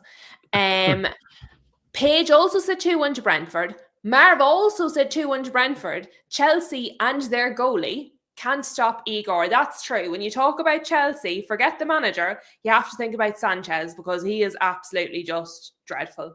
And Igor Thiago is just absolutely banging in goals. On fire. Like the crazy thing that Haaland hasn't been like scoring a lot of goals recently. He's actually catching up with him. Like, I'm sorry, but if Igor Thiago wins the Golden Boot this season, that will actually be the biggest upset. I think. Unbelievable. And do you want to know what, Ash? I was early on this train. I did a video on him about a month and a half ago. See, when everyone was like, no, you can't talk about them. You can only have to talk about big teams. I was like, has anybody looked at this man's scoring record? I was on the bus early. Do you know, Brentford's system needs to be studied because how they keep on selling their players and just getting gems that are doing the exact same thing. Like you go from Tony to Wissa. Like they just keep on bringing these. Yeah, they've got a very, very good model. Yeah, well, I want to know who's doing the recruitment. Nab him. Right, so Palace is saying 2-1 Chelsea. Rob is saying 2-1 Brentford. K-Dot is saying 1-1 draw. Chelsea is saying. Dave is saying Chelsea 3-1. Guest is saying Chelsea 3-0. What else? Marv is asking, has he taught the Chelsea goalkeeper how to use his hands? Oh yeah. K-Dot is saying, have you heard this one? He split the word manager. And man age. It's a man and age, and you age the man, and you're like, honestly. Have you heard this other thing that it came out today? He's refusing to wear gloves in training, so the players can hear when he claps. Yeah. Honestly, there's so many. But you know what it is, Ash? I'm sorry, but the more stuff comes out, the more he is like Will from the in-betweeners. If this works, everybody's going to be doing all the mad shit. Everybody. Do you know what I will say? Because I watched their most recent, the match against Arsenal, the bit of it I saw from beside the toilet bowl. He's very reassured. He's very proactive and not in a ranty, shouty, up and down way. In a he was sat on his little seat, okay? He saw something he didn't like on the pitch. Straight away, he's calling whoever the boy is behind him, hit one of his assistants. He's calling him. He's whispering in his ear. He's pointing there. He's pointing on the pitch. About 2 minutes later, there was a sub. He's very the Garnacho sub was good. He knows what he wants. He's very clear. He's obviously not worried about looking silly. I actually think he might do well, Ash. I think he might do well. I mean, he suits the role. Like as I said, he understands Blueco. He understands how each other acts. I think for where Chelsea is at the moment with their model, I think he suits it. Do I think it's a good model? No, but I think he suits their system and the way they are. So yeah, I think he will be good. But does that mean Chelsea will challenge? No, they need to change the whole model. I think he might do a madness. I just think sometimes, he will, but the issue clock is right twice a day. So even though their methods might be nuts, they might get the right guy accidentally. No, but the issue is, though, I agree with that. But the problem Mm. is, if say the model with buying and selling players, if they get to the end of this season or something, and then just sell like all their best players, like say Caicedo goes, all these players just start going, it's like they're then back to kind of like square one again. So I mean, look, it's going to be interesting. I want to see how it's going to go over the next year. Hopefully, they don't just fire because they need to I get out that habit. I think he might. I think he's. I You know, think he's when you're suits the not job. afraid to be different, sometimes you achieve something. Like when you're not afraid to stand out. I like that. I like that. Maybe genuinely Manchester United have just broken me. So K-Dot is saying, put a fiver on that, Lou, because the odds aren't in his favour. May the odds be ever in your favour. What's that? The Hunger Games. It's a good movie. It's a good movie. I've not seen that in 20 years. Oh, it's very good. I love Jennifer Lawrence. Right. So I feel like on the balance, people have actually gone for Chelsea because Streets has said Chelsea 3-1 as well. We've been outvoted, Ash. I mean, it could be. Let me see. Because we're chatting so much, I'm not counting properly. Right, let's see. If not, they're going to have Elijah. I'm coming at them. I like Elijah. I love Elijah. Elijah's he's so passionate. But you know, I love that. He's so passionate. And you know what? He's really informed. He watches all the matches. He knows about his club. He's not only passionate, but he's informed. So whether you agree with him or disagree with him, I really do like him. And he seems just like a lovely person. Yeah. I like him. Right. So, Ash, help me count. We've got 3 for Brentford. 3 for Brentford, 1 for Chelsea. 3-2, 4-2, and a draw. Did you get 4-3 and a 4-4? I'm as far as guess. 4-4. 5-4. Streets made it 5-4. Alanma put a draw. Right. So Streets in the chat, Streets made it 5-4. You said Brentford and I said Brentford. 6. Brentford, there we go. Or do we let the chat decide? Should we overrule the chat? No, it's a democracy. It's not a democracy. It's an autocracy. Autocracy. Take control. All right. So we're going to go Brentford, but obviously we think it's going to be a close game. You think there's going to be goals. I think Sanchez doesn't know how to save. So that seems about right. Let's hope. Streets is saying let the chat decide. Yes, Sanchez cannot save. I'm sorry. He's a shocking keeper. Sanchez has been the deciding factor, Streets. Apologies. He literally gave an assist to Gyökeres. Dreadful. It's dreadful. Honestly. Right. Liverpool, Burnley. It's a Lewocracy. Liverpool, Burnley. 2-0 Liverpool. Yeah. Nice quick Page one. is also saying 2-0 Liverpool. Wirtz is actually starting to come a bit in form. I think he's starting to settle into the league a little bit. Since his offside goal was allowed. Since that, yeah. I think he's God.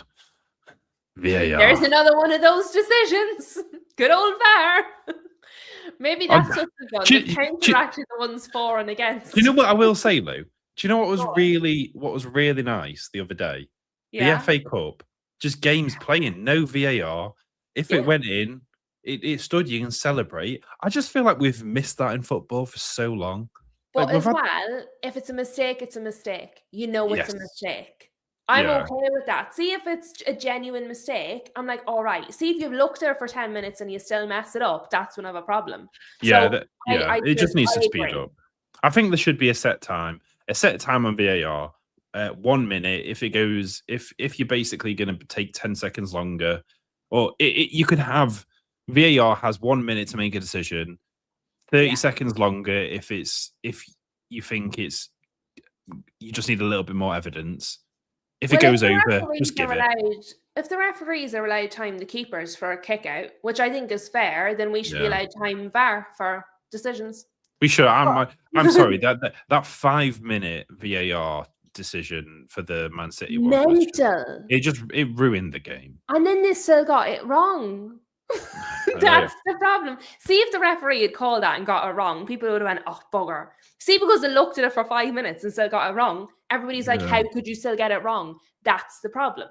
But before we go back down, we love that VAR path and the referees, we do. Palace says 3-0 Liverpool. Millie says 2-1 Liverpool. Rob says 4-0 Liverpool. Street says 3-0 Liverpool. Guess says 4-1 Liverpool. Street's adjusted his to 2-0 Liverpool. Flossie has to walk the doggos because they're not impressed. Trav has not given us any score predictions at all. Man, the numbers. Press the numbers. Right. It sounds like it's going to be unanimous. It's unanimous for Liverpool. Liverpool, yeah. It's also more or less, we've got some ones, some nuns. I think I'm going to give them the one. Okay. Virgil van Dijk is terrible. Okay. So I'm giving them one. I think Liverpool are probably going to trash them though. So I think 3. 3-1. I'm giving them the one because I don't think Liverpool's defence has been very good this season. But I do think Liverpool will smash them. Yeah. So there's my logic. Leeds, Fulham. This is a hard one. Leeds, Fulham. Now, where are they? Fulham and Leeds, bottom table. Well, my problem is I need to go to the table. So Fulham's got 30 conceded 30 goals, scored 30 goals. Leeds 29 goals, conceded 37. So there's going to be goals in this game. So Leeds and Fulham's in 9th, Ash. Leeds are in 16th, but Fulham are up in 9th. Jesus. They're only a point behind us. I know, that's actually surprising. I think they've gotten a bit of a decent run. Yeah, look at the recent form. Jesus Christ.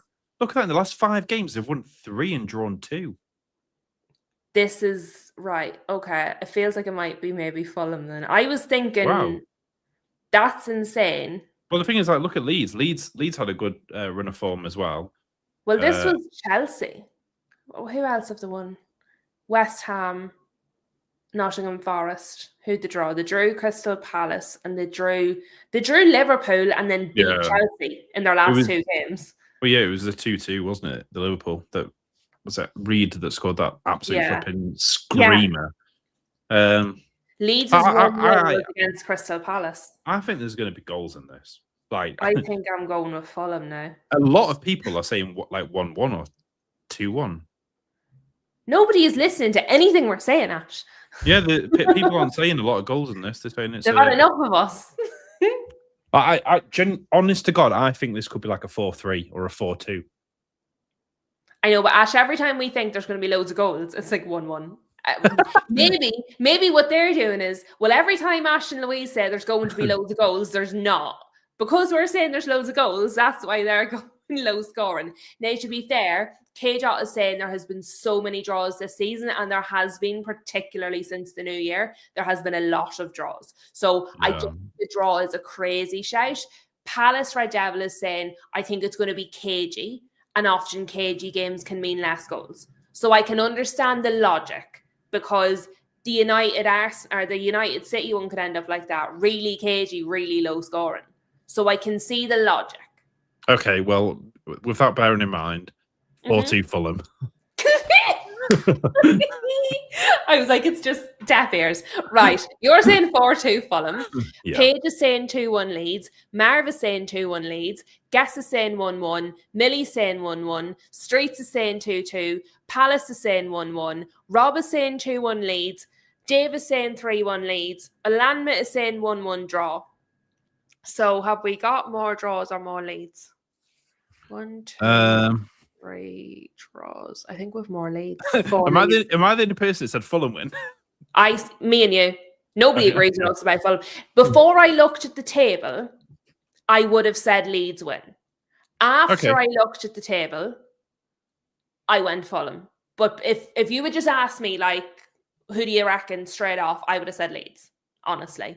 But having looked at that form, now, also, to be fair, Paige is saying it has to be Leeds because we can't have Fulham going above United. They'll go above us, which means they'll go above you. So we've got Wolves. Paige is being very honest because we're likely to lose to City. You're probably going to beat Wolves, maybe. So you have a better chance. Whereas a Fulham win, we are going down to 15th again, really, at this point. So I understand Paige's thought process.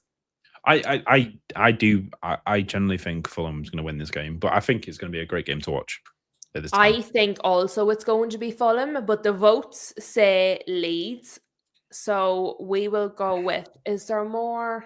What have we got more of? I think this is actually going to be the game to watch at 4 o'clock. 2-1, 2-1. Oh, wait, no, hold on. Alan must said draw. So 1, 2, 3, 4. No, we 5 for a draw. I was wrong. Ooh. Draw wins, and we have 1, 2, 3 with 4 1-1s. With an extra draw. I just can't count. So 1-1 is by far the biggest score we've got. Okay. I just couldn't count that. I don't know how I missed those. I just didn't scroll properly. I don't know what I did. I've lost the run of myself. Do you know what? Spurs West Ham. Richarlison is out. Solanke's I know all back. his goals are offside anyway. He is, but Solanke's back at least. That is good for them. He played a few minutes in the last match, didn't he? Yeah. Richarlison is out for up to 7 weeks with a hamstring injury. That was on Sky Sports. Yeah. So yeah, he got taken off in the game. Yeah. So what do you reckon? I reckon this is going to be an absolute stinky game, 1-0 to Spurs. I think it's going to be stinky too. A lot of people. Stinky. There's a lot of 2-0s to Spurs. There's a 1-1, 2-2, 2-1, 2-1, 2-1, 2-1. Okay, I think it's going to be a 2-1. Looks like it's going to be put on the. It does look 2-1. I think it seems unanimous at 2-1. Yeah, I think it's going to be stinky. I don't think there's going to be 3 goals. It could be a 0 each. That one could be just really. Yeah, I think it's only going to be a 1-goal difference. I think stinky. If there's going to be a goalless match, I think it's going to be that one. But look, we are democratic sometimes. Gav is gone. Gav is back. Gav is back. Gav is no longer gone. His Gav is gone. Gav is gone. Yeah, but now he's back. Right, so what are we saying? Forest Arsenal. Forest Arsenal. How big is this scoreline going to be?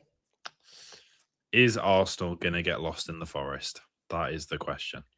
Forest was 1 ours or 2. What about Arsenal? Is that 2 ours? This. Arsenal.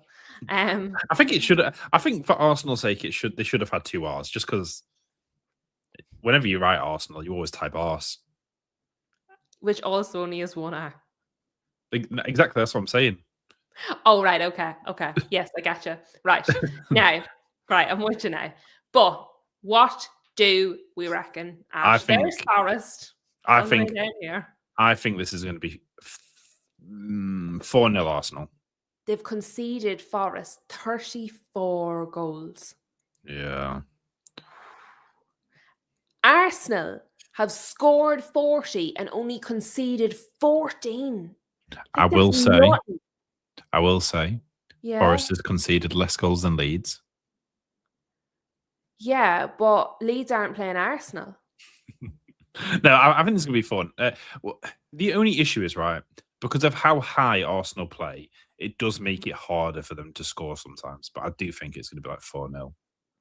I think it's going to be a lot. Right, let's go. Let's go back to the right tab. What are people saying to us? That's Spurs.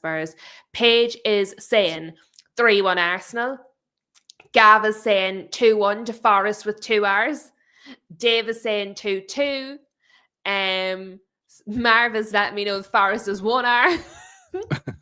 Streets is saying 2-1 Arsenal. Rob is saying 3-1 Arsenal. Marv is saying 3-1 Arsenal. Streets is saying 2-0 Arsenal. Wait. Oh, he said 2-0 instead of 2-1. Millie's saying 3-1 Arsenal. Palace is saying 3-1 Arsenal. And Gav, you need to go back to being gone, because that is a shocking dad joke. That was very funny. Right. It feels like Arsenal. It feels like 1, and then I think I'm going with 3. 3 seems to be. It looks like a 3-1. I think actually, Ash, me and you were agreeing a lot this week, and we normally don't agree on any of these. I also think it could be 4. I think this could be brutal. Can I just ask, do you reckon the reason that Nuno and Frank and Sean Dyche have not been sacked yet is because there's no managers left because we've hired and sacked them all already? There's nobody left to hire. I mean, there's some that have came into the market recently, but ones that have already been sacked. Yeah, like, have we just run out of managers? You can't sack anyone. I mean, they are. I mean, at the end of the day, they keep just passing them around. It's like a flipping disease. Not a disease in Chelsea's camp anymore, though, because they're all washing their hands. See? I like you. Yeah, I don't know. They just keep on getting rid of managers and bringing them in. But that's what I mean. To be fair, I think Nuno out of all of them is. I really like Nuno. I think he's a good manager. But do you know what else? Just as Paige says there, nobody else is being linked to Southgate, though, are they? Just those Muppets. Right, Ash. Wolverhampton Wanderers. Wonderful Wolverhampton against Newcastle. Sorry, friend. I've been supporting Wolves all season. I am not giving up on the underdog just because they're playing Newcastle, right, pal? Listen, you have mercy on us. You've seen what we have to walk into. We're about to play City. No mercy for anybody. We've still got to play City 2 more times in the next 3 weeks. Well, that's your fault for being in all the competitions. The key is to drop out, and then you don't have to play them. Nah, right. Ban Rob now. Whoever's got mod powers, I'm not in chat right now. Ban him now. Ash, give us a score prediction. Wait, Dave's done the same.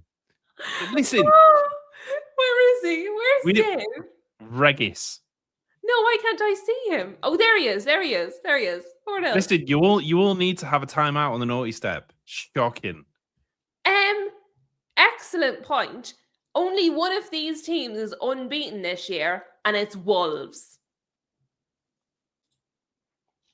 What are you on about in general? Because of the Prem we are? No. Oh, yeah.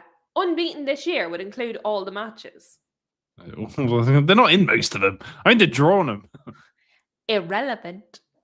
Right, Ash, give us a score prediction. Stop your distraction tactics. We have to win this. We actually have to win this. So 3-1 Newcastle. Okay. You sound sure. Paige is saying... I was really hoping we were going to buy Mane off them because he looks like such a player. Doesn't he? The young fella. Yeah, my God. We need an attacking midfielder, and he can play right wing. He's an attacking midfielder. He literally would... He slots into the exact position that we need there.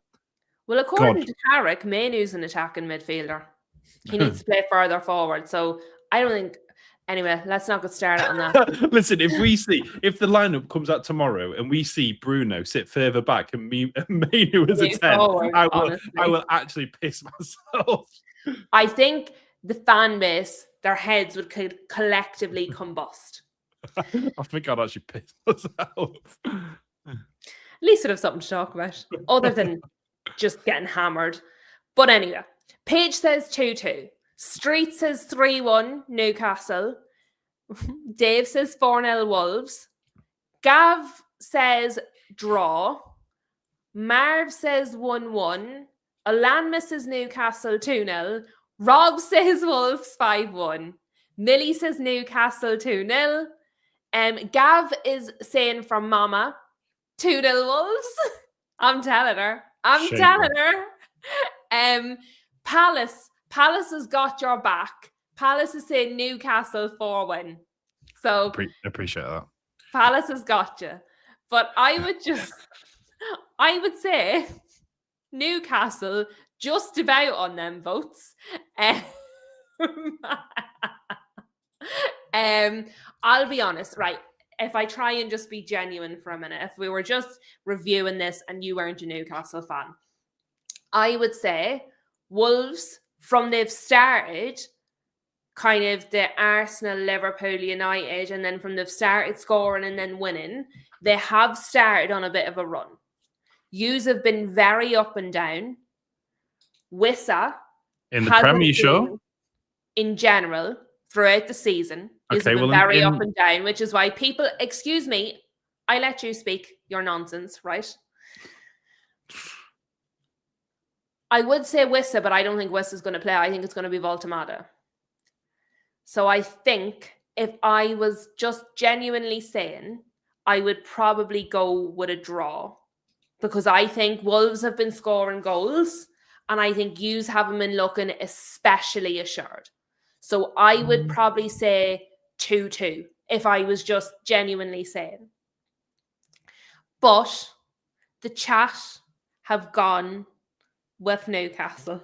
So I will go with Newcastle. What are we saying in terms of a score? Listen, Gav is saying 2-2 actually as well. So Gav is actually with me. He's all right, our Gav. I mean, the thing is, we've actually got good defenders fit for this game at least. So I'm not too bothered about that. I think it's going to be 3-1 to us or 3-0. I don't think it's going to be nil. I think Wolves are definitely, because they have been scoring. So I don't think it'll be nil. Just because they have been scoring. So I'll give you 3-1. I don't think it's going to be that big of a margin, but we're friends, so I'll be nice. Villa, Everton. Talk to me.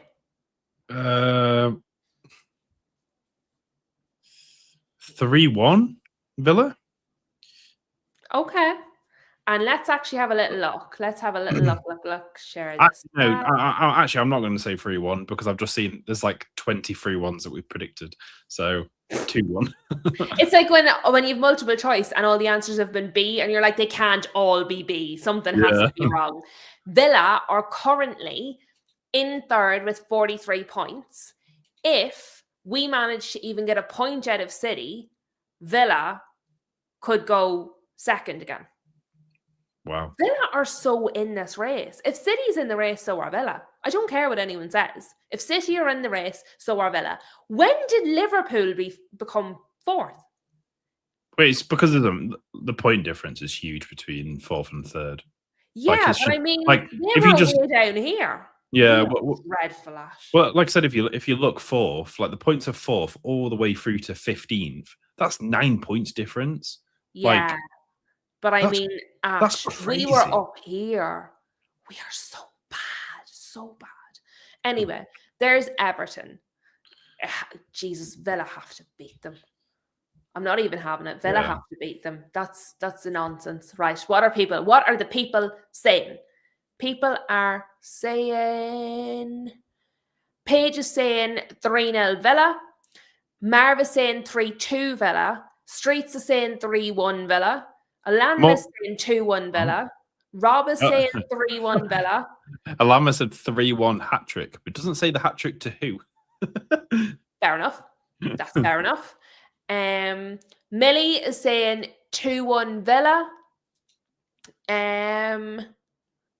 Palace is saying 2-1 Villa. Gav is saying 4-2 Everton. Oh, no, sorry, 4-2 Villa. I just can't read. Do you know what it's because he's written Villa 4-2 Everton. So I've got 4-2 and then just no, he's written it the way it would look on a score.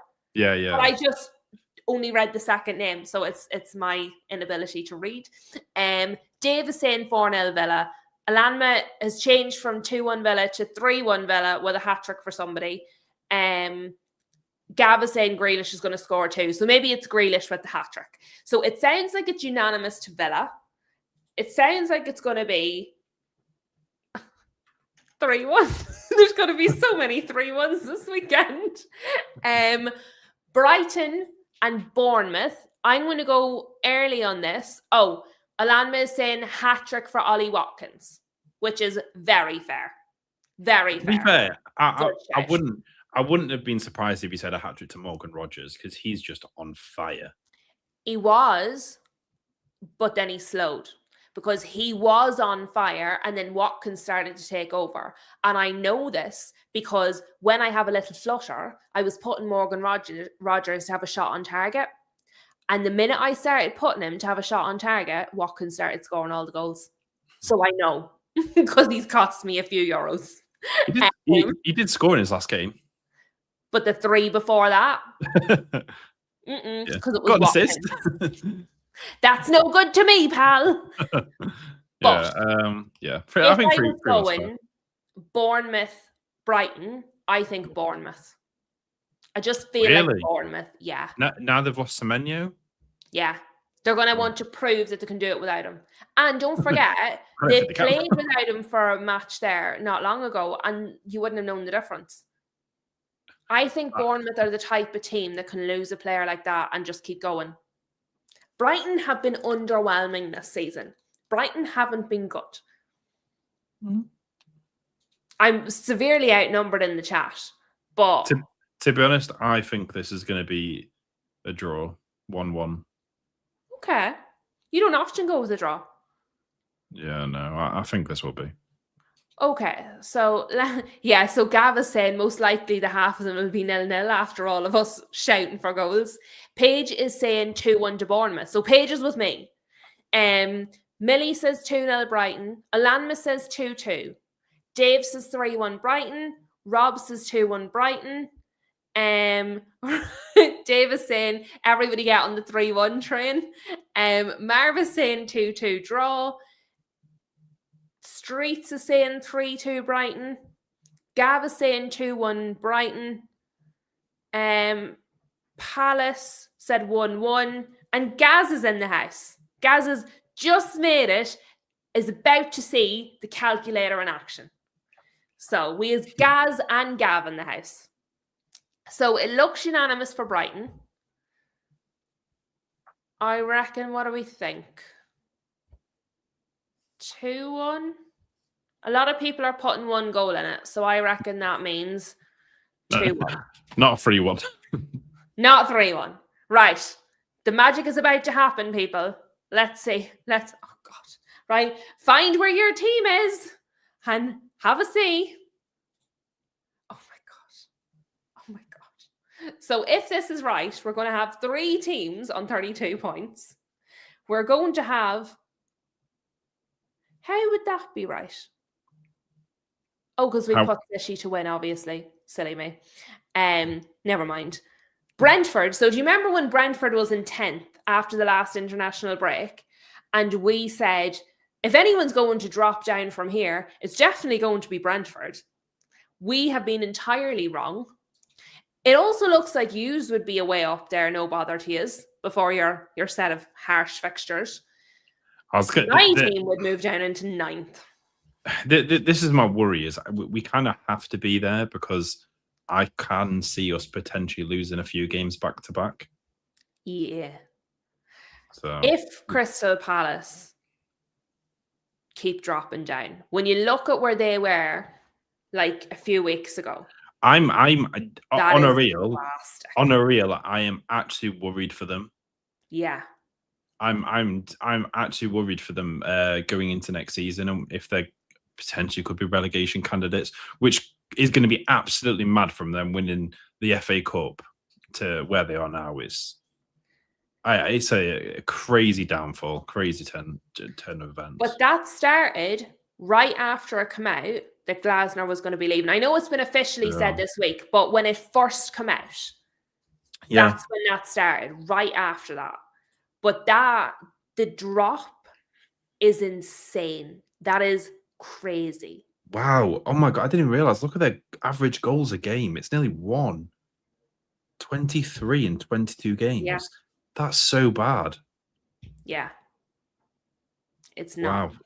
Especially if especially look where obviously Sunderland are with only... I know 24, but the thing is, you know what I mean? It's because they've been like resolute at home. It's the thing is, obviously it's come out, especially like I said, they'll even sell Mateta if you get the right prices for him.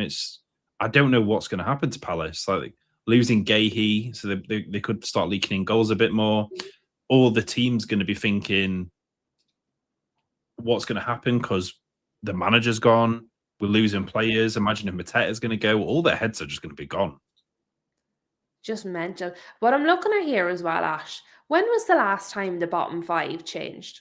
These have been the bottom 5 for ages now. Yeah. Well, I think Forest and Leeds have all started picking up points, so it's kind of just pushed West Ham, Burnley, and Wolves a bit further away. But they have been here. Now you can see if our predictions are any good, Bournemouth and Palace are dropping down. I don't think they'll go into here, but I think they could be around here. But at the bottom 5, including Leeds and Forest, have been the same. Yeah. For a while. Yeah, I mean, I'm quite surprised how far apart Who the are bottom 3 Leeds is. playing? Let me see. Leeds are playing Fulham, right? So let's just say if Leeds, instead of getting a draw, get a win, and they're playing Fulham, so they might. 25 points. 25 points. Still stay the same position. But I mean, they'd only be 1 point off Bournemouth. Now, that's assuming that we're right and Bournemouth lose to Brighton, which I don't think they will. But I mean, it could really tighten up there. Yeah.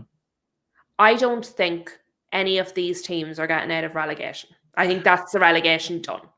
But it's going to be hard. I do think Wolves do you know what's going to be bottom. Do you know what is going to be really interesting if West Ham goes down? Because they're going to lose a lot of their players. Paqueta is already looking like he's going back to Brazil. If Jared Bowen, so many teams will want him. It's going to be interesting. I'm just pulling up. That's their player. Yeah, Callum Wilson's not there anymore. He's been released. Already? Yeah. He got on a free from us. His contract finished with us, and then he asked basically to come off on his contract early. Yeah, I remember now that you're saying it. But I mean, Paqueta. I've just seen Sam's comment. Huh? Oh, so we're that busy just nattering about who we think is going to go down. Didn't even spot him coming in. Look at the big lick. He's such a fraud. Such a fraud. I hope he's hit the like button, that Don Hassam fella. Of course, it looks like a big thumbs up. But yes, they could lose a lot of players. Souček, Ward-Prowse. Yeah, I think like Somerville's quite good. You've got. There's a few teams that take it. Maybe he's going to be your mystery defender. Oh, good God. Mystery midfielder, right. Who might we take? To be fair, James Ward-Prowse, he was... Well, supposedly this is only for a loan. So this mystery signing is actually not even a signing, it's a loan. Yeah. Right, lads, we have been live for 2 hours and 23 minutes. We need to sort our lives out. Liverpool and Sunderland. I mean, obviously the Sam. Also, what are you doing making fun of my accent? All right. Have you ever heard Sam trying to do my accent? It's dreadful. I sound like I'm from Dublin. But anyway, just sort of throw that out there. I also notice he hasn't confirmed that he's hit the like button. Peer pressure him. Everybody, peer pressure him. Make sure he has hit the like button. We want to see the number go up. But yes, Gaz is impressed by us. 2 hours and 23 minutes. This isn't even the longest stream we've done. This is one of our regular size ones. But thank you very much for joining, folks. This is what the table will look like after game week 22 if our predictions are correct. It's highly unlikely that our predictions are going to be correct because we're all a bit mental. But it will be interesting to see what happens. Please do smash a like on the video if you haven't done so already. Thank you so much for joining us. It's so lovely to have you here. We love it. We will be back next Friday of course, with more predictions. Streets is going to do the United prediction by himself next week after we go and smash Manchester City. Newcastle are moving up into 6th. The whole thing's going mad. We'll talk to you all very soon. Have a good evening and enjoy your weekend. For those of you that don't work Saturdays, like moi.